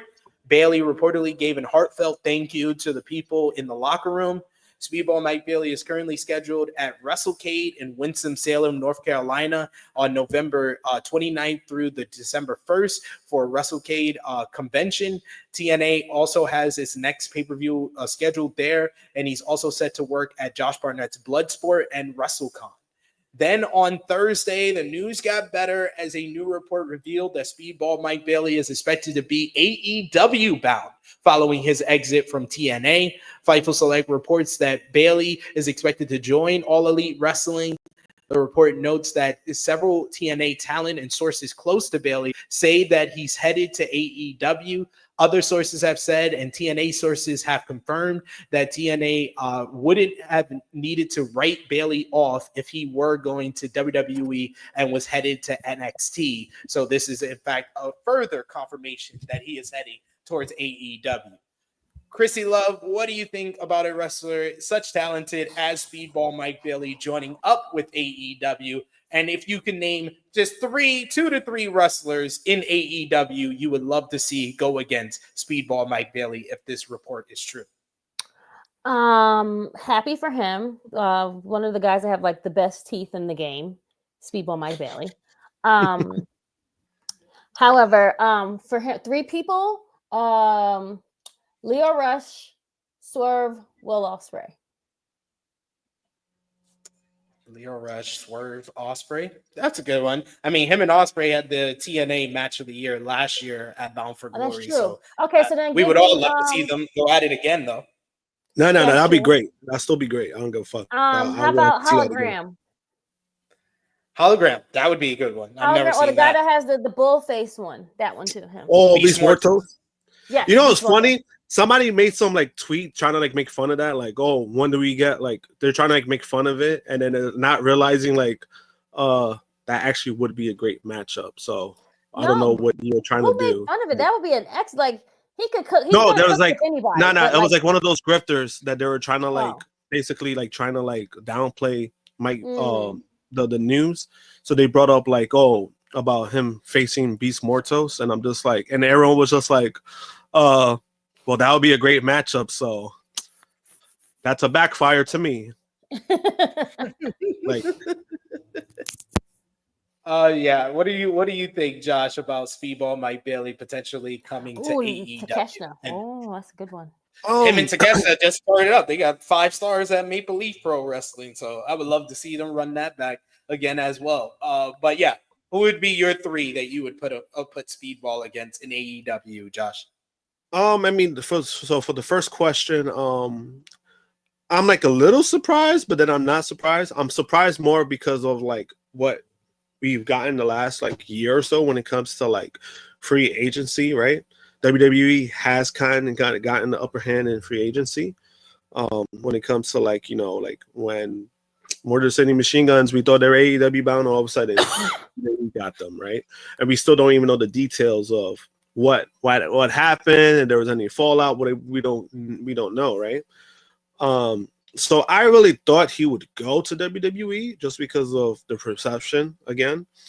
At the same time, AEW does make the most sense because one, Speedball does still want to work the indies. Working with AEW is the best option for that to happen. And 2, he likes going back home. And you see what they're doing with Will Ospreay. Will Ospreay is still able to go back home to the UK. That's a luxury. And that's a lot of luxury that I think a lot of guys want, right? Because Okada, same thing. Like he goes back to Japan. Sometimes when he's on TV, the reason is because he's back home in Japan. It's a luxury for a lot of guys. If there's a lot of guys that live somewhere else, you're gonna take it. You're gonna do what's best for you, or you feel like what you want to do. So him going to AEW, like, it's not only like what works out for him, but like you just mentioned, so many great matchups. Like me, it would be Ricochet. Like I would love to see him and Ricochet. And then, you know, like we have other matches like, you know, like Ospreay, like we saw last year, but both guys killed it.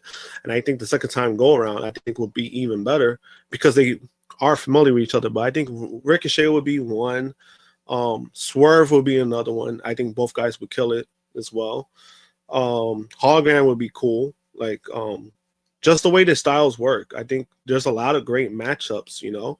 And then maybe when he comes back, Speedball versus Danielson. I would love to see that. I like those. Yeah, I was gonna say Speedball versus Bryan Danielson because he told me personally that that's his dream match that he would love to have. Speedball versus Roderick Strong, I think, is one that not a lot of people have mentioned. That would be a great matchup as well. Speedball versus Daniel Garcia, because I loved his matchup with Zack Sabre Jr. in New Japan, and him and Daniel Garcia could tear it up like that. Yeah, there's so many. You can't go wrong with choices for Speedball Mike Bailey. He's like the guy, I would say, if you could create someone or pinpoint someone outside of AEW that would fit in just so perfectly, it would be Speedball. Speedball, with the style of the performers on the AEW roster, he could tear it up and have a banger every night.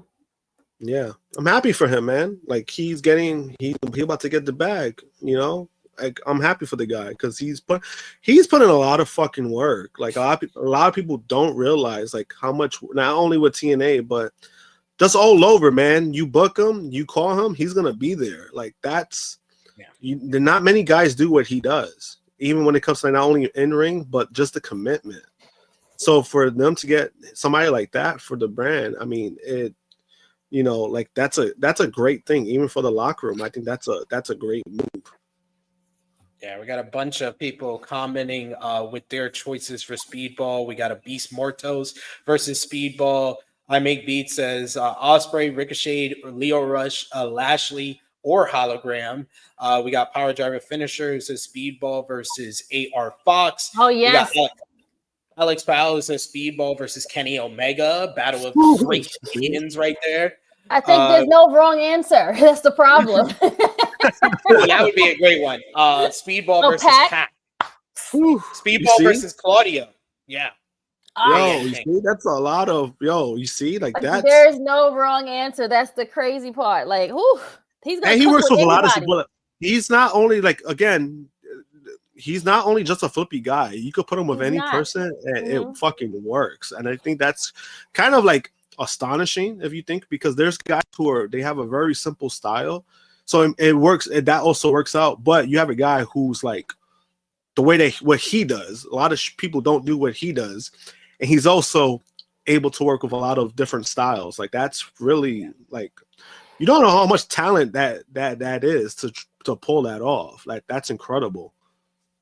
He was the most reliable guy on the TNA roster. He was the guy they could count on to have a great match any card, whether it be TV or pay-per-view or one of their specials. They were a guy to count on. He's going to be a guy that TNA has to focus on, who they can find to kind of fill the void left by Speedball leaving the promotion.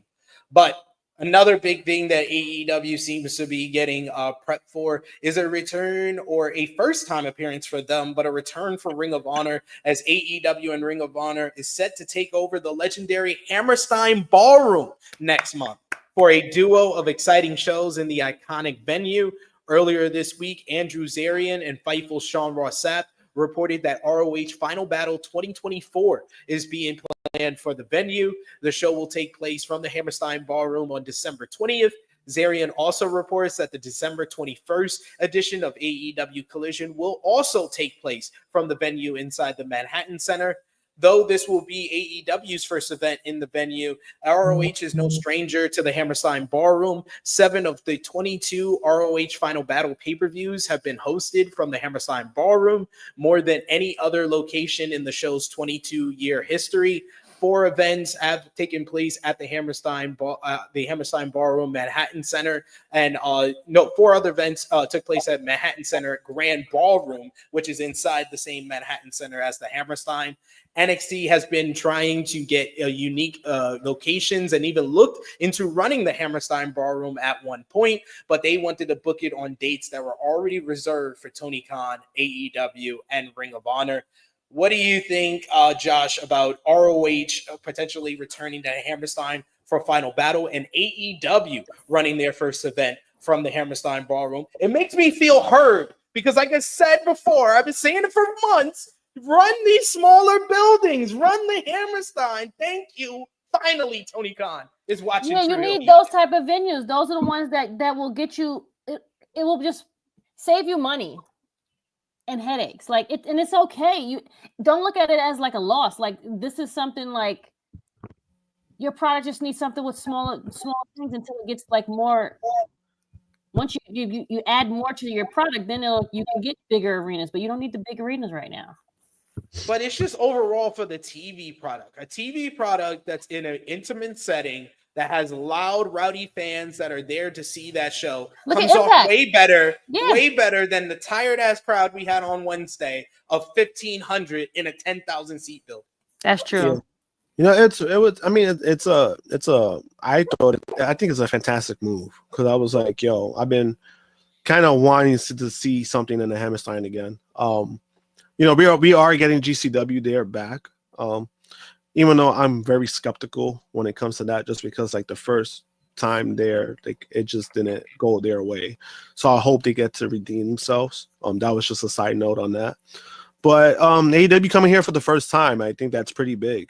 Hammerstein Ballroom is a significant building in New York City, and it's hard to book. It's hard to get. So like one of the things when I mentioned about getting smaller buildings is hard to get, that's part of the reason why they're hard to get, because they get booked not only fast, but there could be some issues when it comes to stuff like that. Like it's not always available. So when it comes to the Hammerstein Ballroom, that's just like that. People don't realize like they still do a lot of shows, like not only just that, but it's concert to do a lot of stuff there. So the building itself is not easy to get. Like we just heard right now, WWE was trying to get it, and then AEW is using it. Sorry guys. Now that's the fun part. But I think doing Collision and you can't have everything in New York City. I think that's again, it's a good move for Collision, because Collision, I know this was something that me and SP3 talked about when they did the stuff in Texas. That was a good move for them, and it was successful. So going to smaller buildings does make sense. It's just when it comes to those little things, it's a little bit harder just because those buildings get booked a lot faster than bigger arenas for obvious reasons, because the costs are smaller. So that's why they get booked so fast. But I mean, going back to Hammerstein, I really miss those days when I went for Ring of Honor. Like that, those were like some of the best times I had as a wrestling fan, to be honest with you. And I'm not just saying that just because of the environment, but we had some incredible shows. Like I remember the very first time I went to the Hammerstein, it was for World of Worlds. That was the night that Marty joined Bullet Club. It was that 2017. Show. Yep, that was the first time I actually attended like a Ring of Honor show in person, because of my work schedule. And I was like, you know what, let me try to finally do it. And I was like, yo, ever since then I never turned back. And I always enjoyed, like, I went to the last 2 final battles there. The last final battle I went to was memorable, not only because of the title win for the Briscoes, but it was kind of like a surreal situation for me, because me and Wendy, we were sitting with like the Young Bucks family, their family. There was a lot of family members that were sitting there. They were sitting with us the whole time, and we didn't even notice until like maybe halfway through the show. And the Briscoes, their parents were sitting next to us too the whole entire time. Oh, wow. And I didn't realize it. And then people were coming up to them, super nice people. Like they did not turn one fan away. People coming up to them and saying how they enjoyed watching their boys on TV. And that was something that stuck out for me, at least on a personal level. I was like, those are like really nice moments that I really enjoyed myself. To see them coming back in some fashion, I think is cool. I just hope that it ends up working out. And if they film it the same exact way they did it, like, I think it could work out. Like, it could be something that they could go back to. Not a one-time thing. But final battle, I think it needed to be back home. Taking the words from Romeo. They're home. They're Finally back home. Yeah, like I said this on the Fightful post show for Ring of Honor. I've been to more events at the Hammerstein Ballroom than any other place, especially in New York, for a wrestling event. It's my favorite place to go. There's just that camaraderie and that vibes that are there. Like even like the legitimately badly booked GCW show had a life of its own because of the crowd. Because of the crowd, and it's looked back on a little bit more fondly than even GCW knows because of the crowd there, and they'll probably have a much better show coming up in January. But I'm glad AEW has made the choice to run a show there, because I hope in the future they run more shows. They run a pay-per-view from the Hammerstein Ballroom, because those are very memorable shows, whether it be pay-per-views or big events or regular TV shows from Hammerstein for all these promotions. But the Wrestling Observer newsletter had an update on who has been behind the creative for the ongoing Death Riders angle in AEW. The Wrestling Observer newsletter notes that this idea primarily came from Jon Moxley, although Tony Khan was said to be agreeable to it. Khan is overseeing the angle like he does with all of the AEW TV product, but the idea and the lines and promos come from Mox. I mean, this is not the most surprising report. I think I kind of got that from the very beginning of this whole thing. This is Jon Moxley's plan, and Tony Khan's just along for the ride. He just let the kids do whatever they want to do at the school. He's the cool dad, He's like, when you get divorced, you just like mom is the strict one, but you got to go to dad's house and you don't have no rules. He's like the dad that's like, hey, you go drink my beer, but you got to do it inside the house. You can't go outside. You can't. Right. Exactly. Like, I'd rather you do it here underneath my watch than go outside and do it underneath somebody else's watch. So you can do it with me. There you go.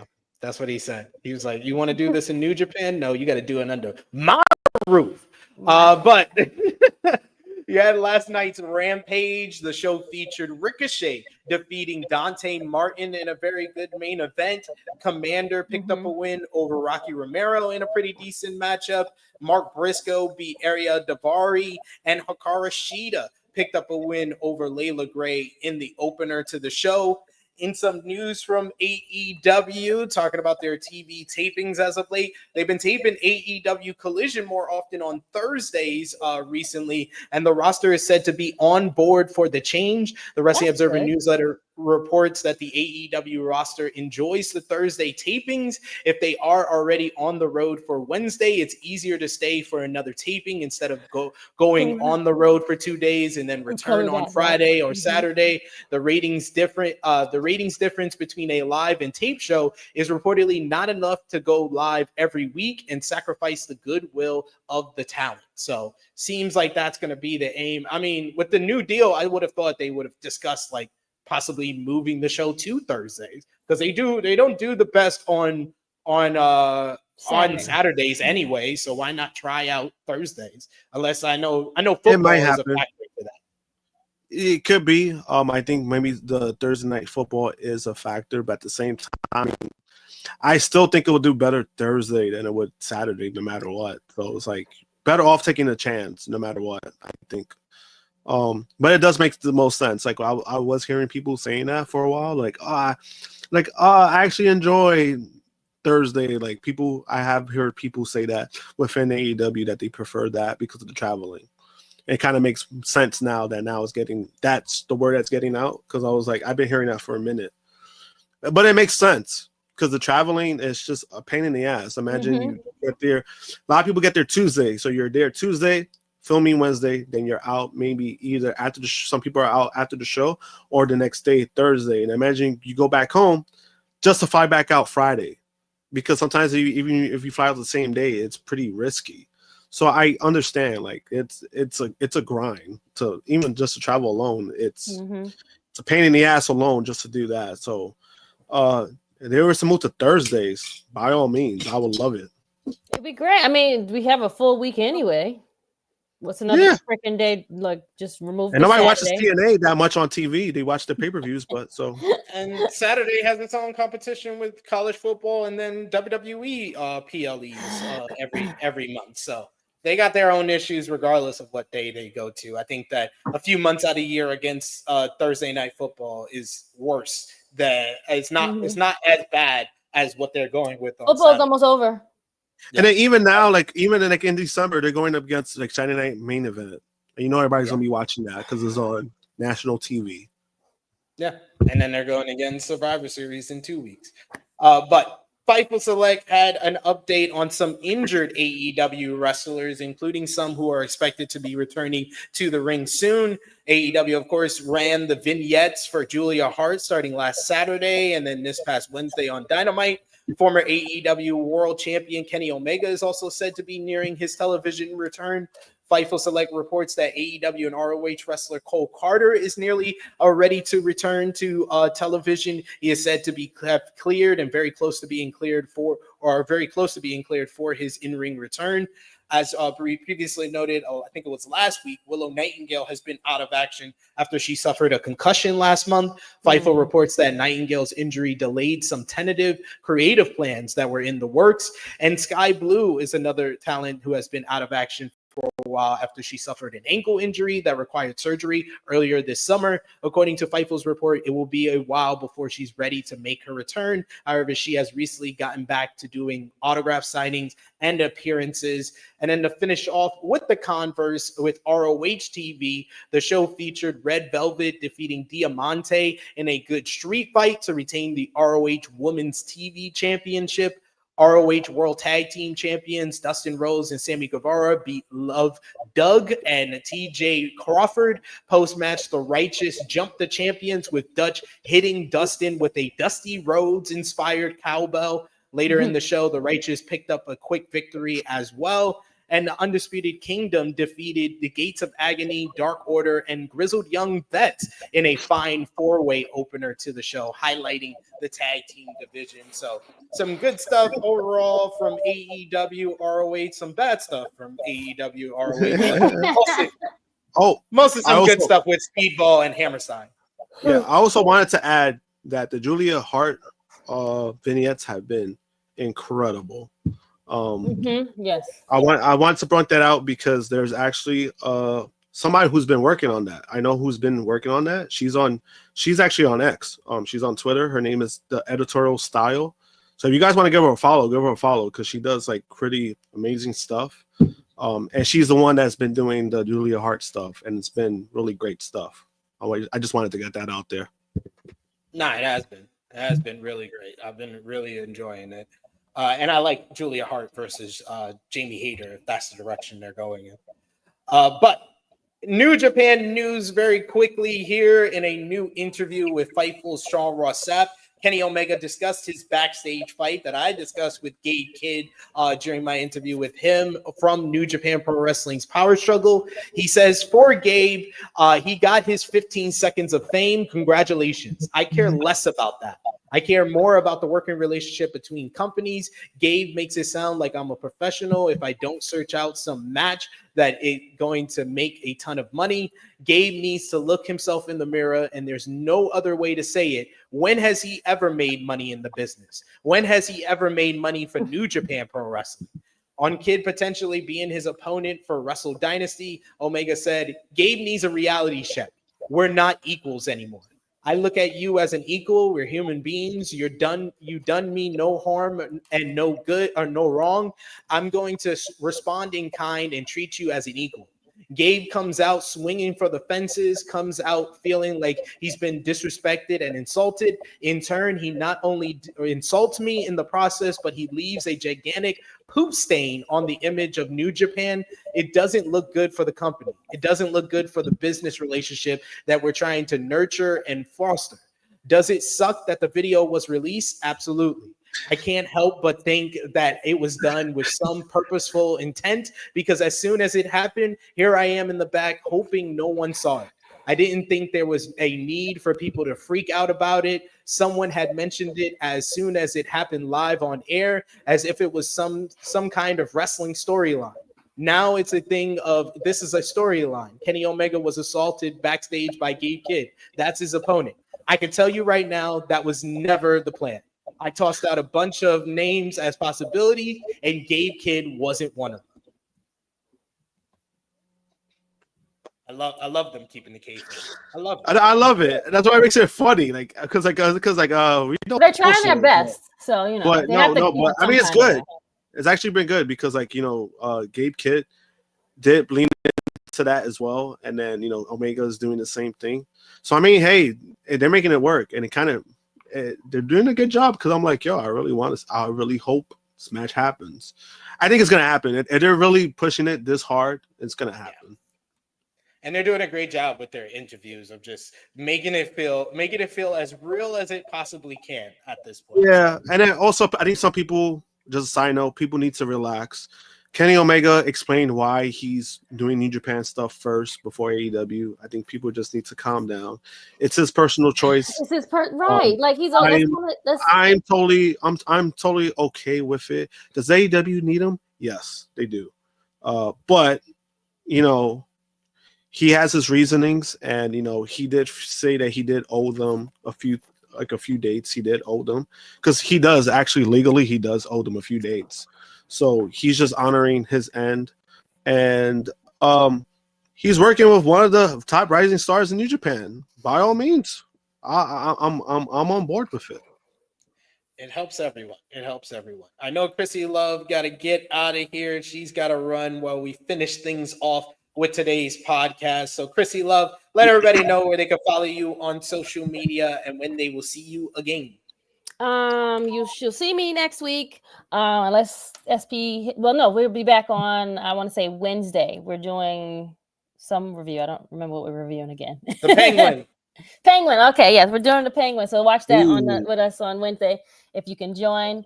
Other than that, you can follow me Krssi Love _1 Tru Heel Krssi Love on X, and then just my plain old name. Thanks again, guys. Love you all. Have a great Saturday.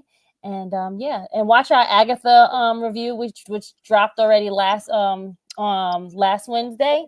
So please watch that, SP and myself, and we're doing the Penguin review. So I will say fuck IGN for giving it a 5.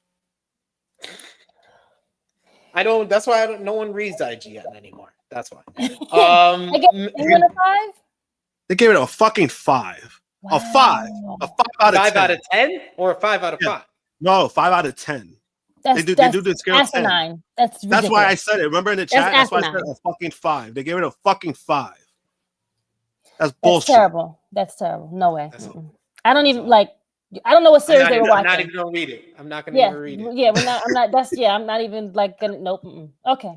Thanks. do that. Yeah. Wow. You don't need that type of negativity. Nope. We don't need that. See you Krssi guys. love. I Thank will you. see you then. Yep. Later. Later. Have a great day, guys.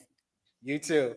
We got Power Driver Finisher who says, y'all did great on Agatha. Thank you so much. He also says Penguin's awesome. And he says, because they confused Penguin as the Joker for the finale. I guess maybe that's the reason why they gave it a 5 out of 10. But Even we so, gotta it's do. like- I don't get it. I'm not even gonna waste my time with that. Like,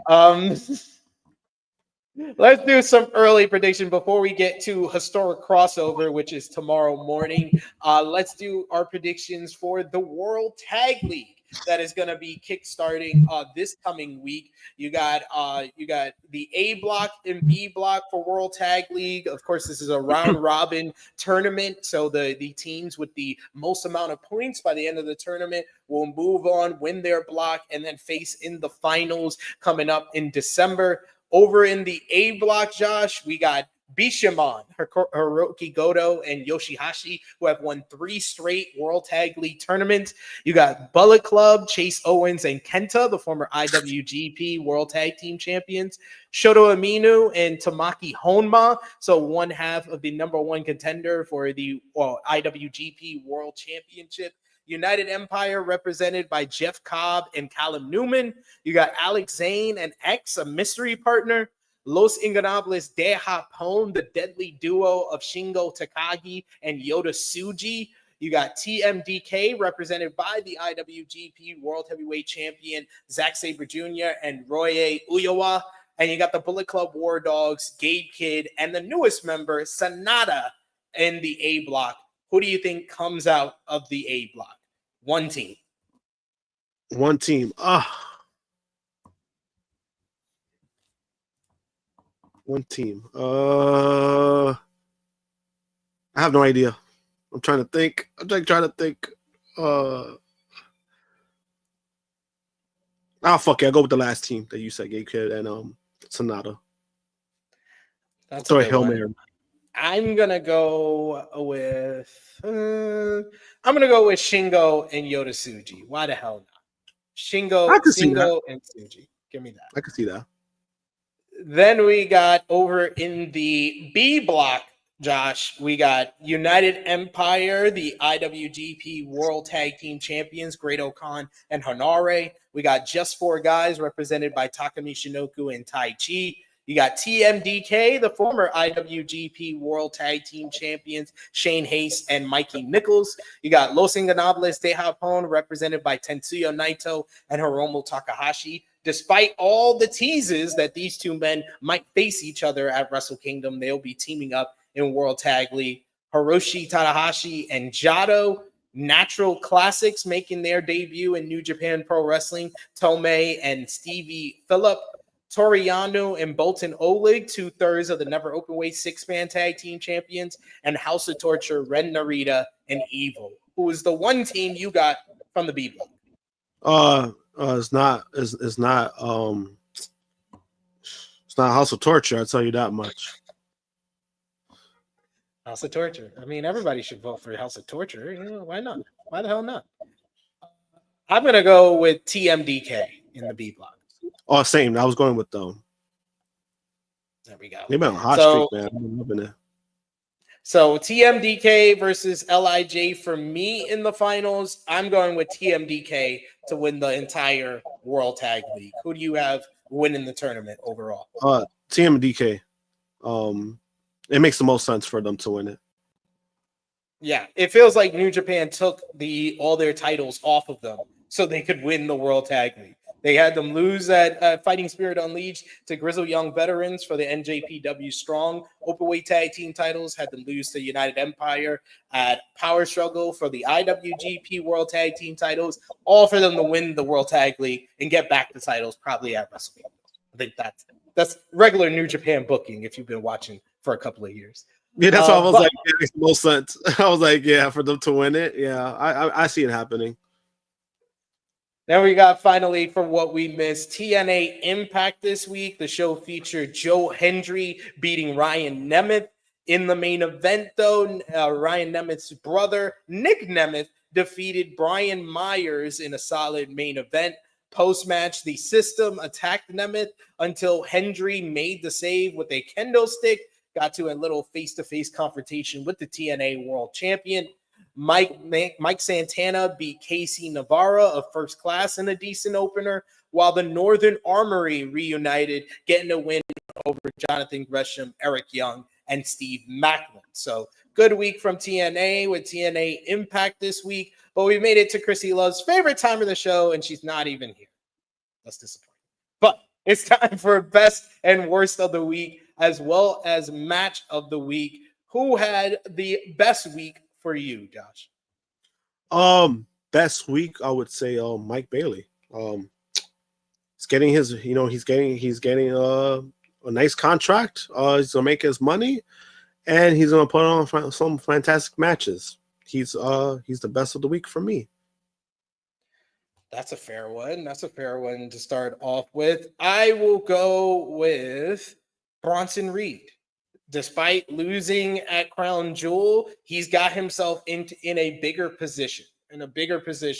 And since I know the spoiler for Monday's show, it's going to start off Monday. You're going to start off the next week pretty well as well. But it happened this week, so I'm including that in my reasoning for giving him the best of the week. I just think that him being involved in the War Games, no matter how much it doesn't make sense to a lot of us, it feels bigger than even him getting a win now over Seth Rollins would. The win that he should have got was at Crown Jewel. So any win that he gets after on TV, or even if it's at another event, it's not going to count as much as that one would have went. So you had to go in a different direction where he feels like he's still being elevated, and this was the step to do that. I don't agree with him being in the War Games matchup, but I can't deny how impactful that segment was last night on SmackDown. So I'll give it to Reed this week. Yeah, I agree with that. Worst of the week, Josh, who you got?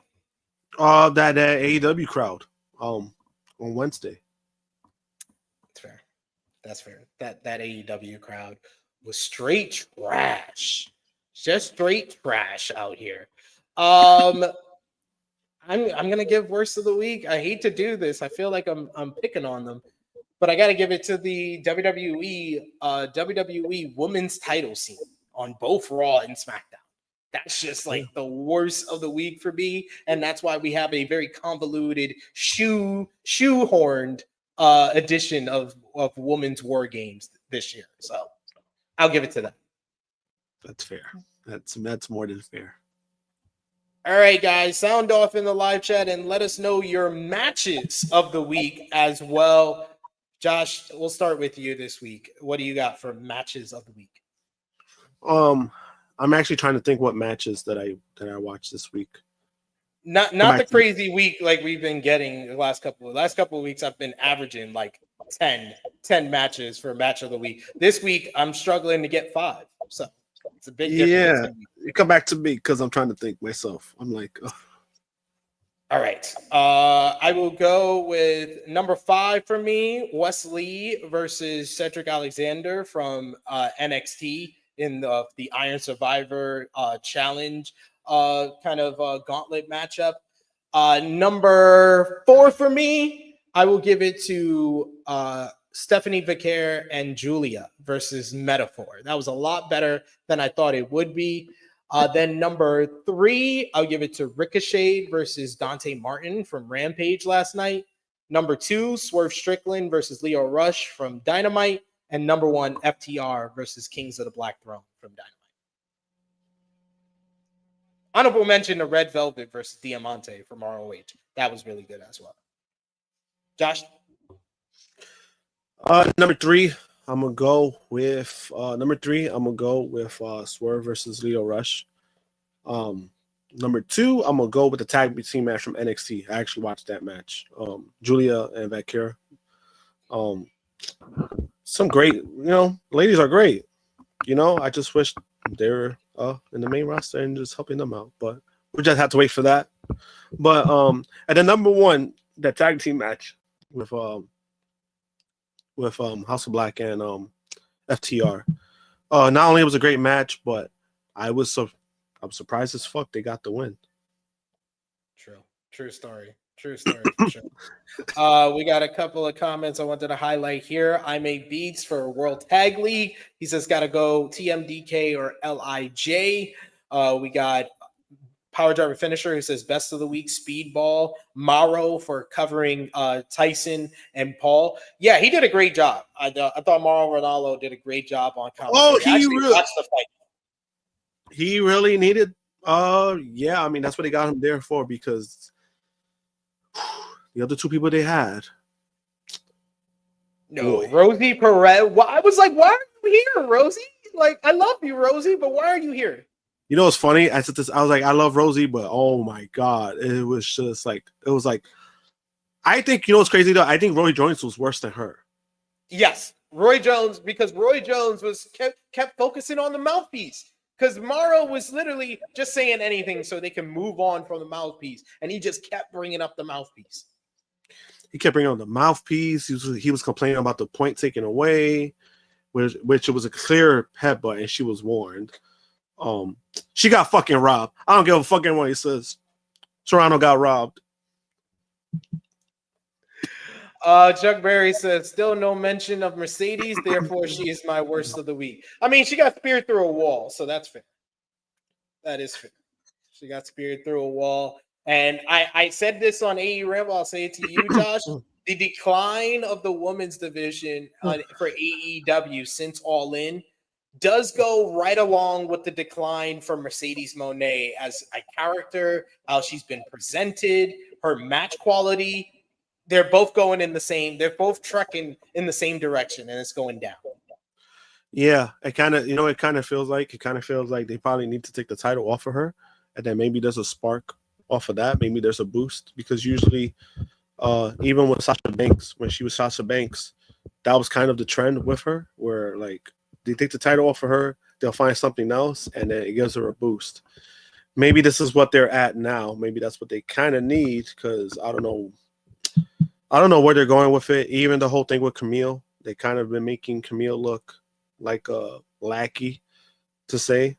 And you know, I was speaking about it before. I don't know if there's certain personal things that she said on social media that has to do with it.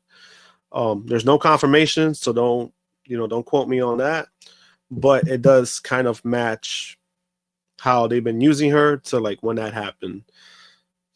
So I don't know if it's a coincidence. I'm just saying. No, I agree with Power Driver Finisher. Not a lot of great matches on this week in wrestling, but here we are. But yes, those are my matches of the week. Josh's match of the week. Yours matches of the week are in the chat. Eric Isaacs' best match: Steph and Julia versus Jada and Lash, Jakara and Lash. We got I Make Beats, who says MVP Reed and LA Knight don't have a match because I skipped a lot. So that's fine. That's fair. That's fair. I Make Beats. But let's finally end things off. Rapid fire predictions for tomorrow morning's NJPW Stardom Historic Crossover. It will be at 7 a.m. for our friends in the UK, 2 a.m. Eastern time for us in the US. So if you want to go to sleep early and wake up a little bit earlier for that, you can do either or. But you got we're only do the top matches. So first up, you got kickoff pre-show matchup is going to be Hanako teaming up with Aya Sakura versus Rana Yakami and Sayaka Korara.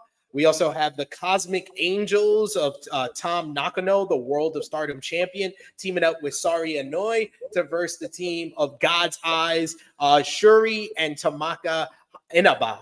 We also have in 6-woman tag team action, it's going to be Mei Sara, Azumi, and Miyu Amasaki of Neo Genesis versus Hates factions, Konami, Rina, and Ruka.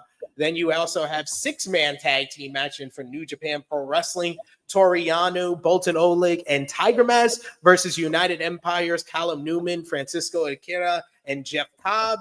Then you also have 8-person tag team action. Is going to be Hiroshi Tanahashi, Rasuke Taguchi, Hanan, and Saya Ida versus Hates, Saya Kamatani, and Natsuko Toro. and Bullet Club War Dogs, Drilla Maloney and Gabe Kidd. And then the first match we will do prediction for is a mixed tag team matchup. Is going to be Tai Chi teaming up with Natsupoi to versus Tekla and Clark Connors. So Hate and the Bullet Club War Dogs for the heel side versus the babyface side of the Cosmic Angels and Just Four Guys. This was set up when Tekla was about to face Natsupoi for the Wonder of Stardom Championship. She got the services of Clark Connors to spear Natsupoi, injuring her before the title match. Natsupoi went on to win the title match, but it did further set up her to get a mixed tag team matchup where she chose Tai Chi, who has a lot of hostilities with the Bullet Club War Dogs after Sonata turned his back on Just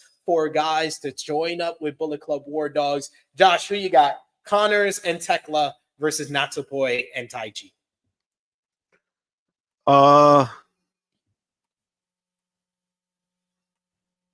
Who do I have? I thought you were frozen. Oh, no, I'm trying to think. I'm like, who do I have? I'll go with the second team. I'm going to go with Tai Chi and Natsupoi. You got to get Tai Chi to get a little bit of revenge on the Bullet Club War Dogs, because I think at Wrestle Kingdom, it'll probably be Tai Chi versus Sonata coming off the heels of what happened at Power Struggle. Then we got the matchup that will be the main event for the show, another mixed tag team matchup, but this one is a big one, as for the first time ever, the winner of the G1 Climax tournament, the current IWGP World Heavyweight Champion, Zack Sabre Jr., will team up with the winner of Stardom's 5-Star Grand Prix, as Micah will team up with ZSJ to verse Starlight Kid and El Desperado, the mass brother and sister duo here. Who do you got in this main event matchup? ZSJ and Micah versus Starlight Kid and El Desperado. I'm going with I can't go against my guy Zach, so I'm gonna go with that team. You know what? I'm gonna go with the mass duo. I'm gonna go with Starlight Kid and El Desperado. They just fit so well together. Yeah, it is like a fun matchup. So like when they do like their mixed tag team, is it similar to WWE's where when no, they do intergender. So it's like tag. Hey, you're a woman. Fuck it, let's wrestle. So it's like Michael can fight. Yeah. Michael can fight El Desperado. I don't care. Michael's too tough. She will fight El Desperado. And also, a lot of the Joshi women are tough in general. So yeah, I actually like that. I mean, some people aren't a fan of that, but a lot of people don't watch independent wrestling. That happens a lot. Intergender matches happen a lot. So yeah, that actually sounds pretty cool. I actually hope, like if I'm able to have time, I'll definitely watch the event because it seems pretty cool. I like stuff like this. Yes. And then we got 2 title matches to also give predictions for the King of Pro Wrestling 2024 Provisional Championship, Josh. You got the Great Okan defending against Stardom Suzu Suzuki in a hardcore matchup. Suzu Suzuki comes from like the death match Joshi background with a bunch of hardcore and death matches over the last couple of years before coming to Stardom, while the Great Okan made the open challenge to anyone on the Stardom roster, but I think he wasn't expecting the crazy star herself, Suzu Suzuki. Who do you got here for the KOPW championship? I'm gonna go with Suzuki. I don't know if she's gonna win it, but I'm gonna go with Suzuki. That's pretty funny. That's pretty. That makes sense because Great Okan is a pervert. So, yeah. He's like, I can't wait to touch her. I'm gonna go with the Great Okan to retake. I'm gonna go with Great Okan retake. It's bad funny though. Like, yeah, that'd be crazy. I'm probably gonna be wrong, but I'm like, that's funny. that would be funny.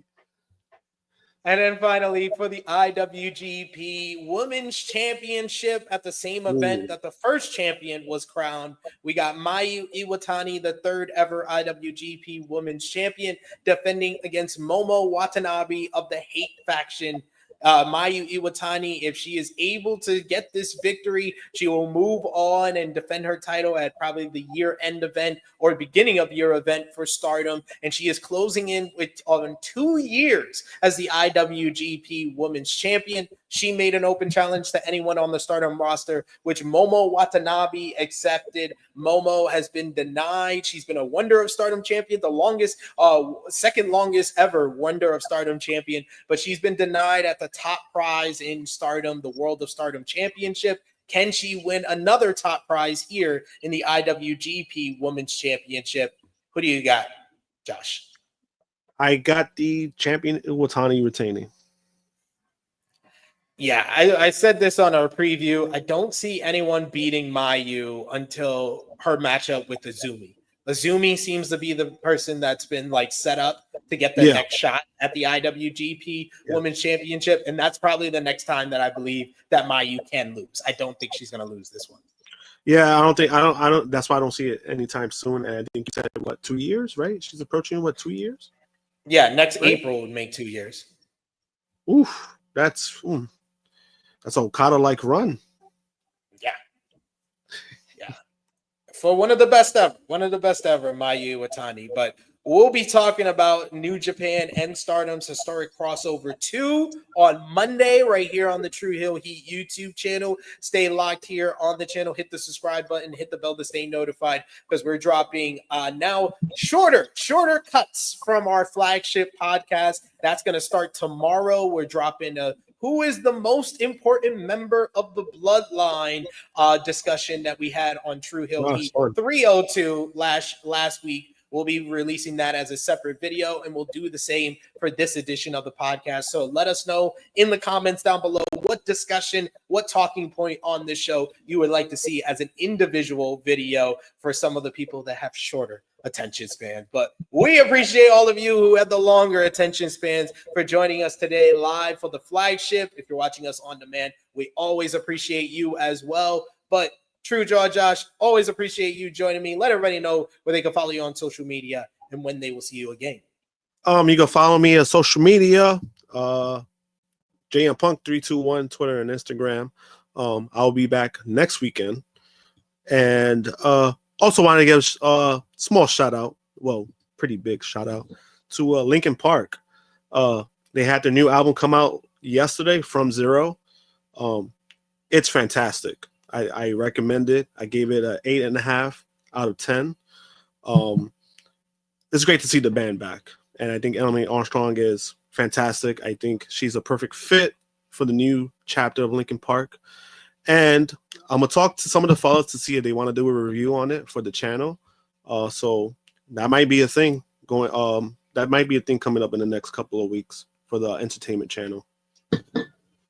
Boom. I would love that. Love to see that. I will get y'all opinion before I decide I need to listen to the album. But we appreciate y'all for joining us live today. You can follow me on the Twitter machine at Tru Heel SP3. You can follow the gang Facebook, Twitter, Instagram, TikTok at Tru Heel Heat. Patreon.com/Tru Heel Heat. $3 a month gets you exclusive content. The best place to support us when we are not live here on the channel. Like I said, tomorrow we'll be dropping our Who is the Most Important Member of the OG Bloodline discussion from Tru Heel Heat 302. I will be back on Monday around probably 1:05 p.m. Eastern time with our historic crossover review. It will be myself, Sanal, and most likely Jay News will be back with us on Monday as well. Got Rated Raw review, and next week, of course, is Full Gear Week. So we got Friday, the preview for that show. So be on the lookout for that as well. But thank you all for joining us live. Check out all the great content we got on the channel right now, like our historic crossover preview, AE Ramble 172, and everything else we got for you. But for J News, for Miss Krssi Love, it is J me. News. It is me. J News, hold on. Excuse me. I said J News for the historic crossover, so I had you confused. True Jaw Josh. See, I knew I wasn't gonna get out of here without any flub ups. For True Jaw Josh, for Miss Krssi Love, for our producer, Baby Seth, it is me, your Tru Heel Phenom SP3. This has been Tru Heel Heat 303. Everyone gets a War Games. We are signing off until next time.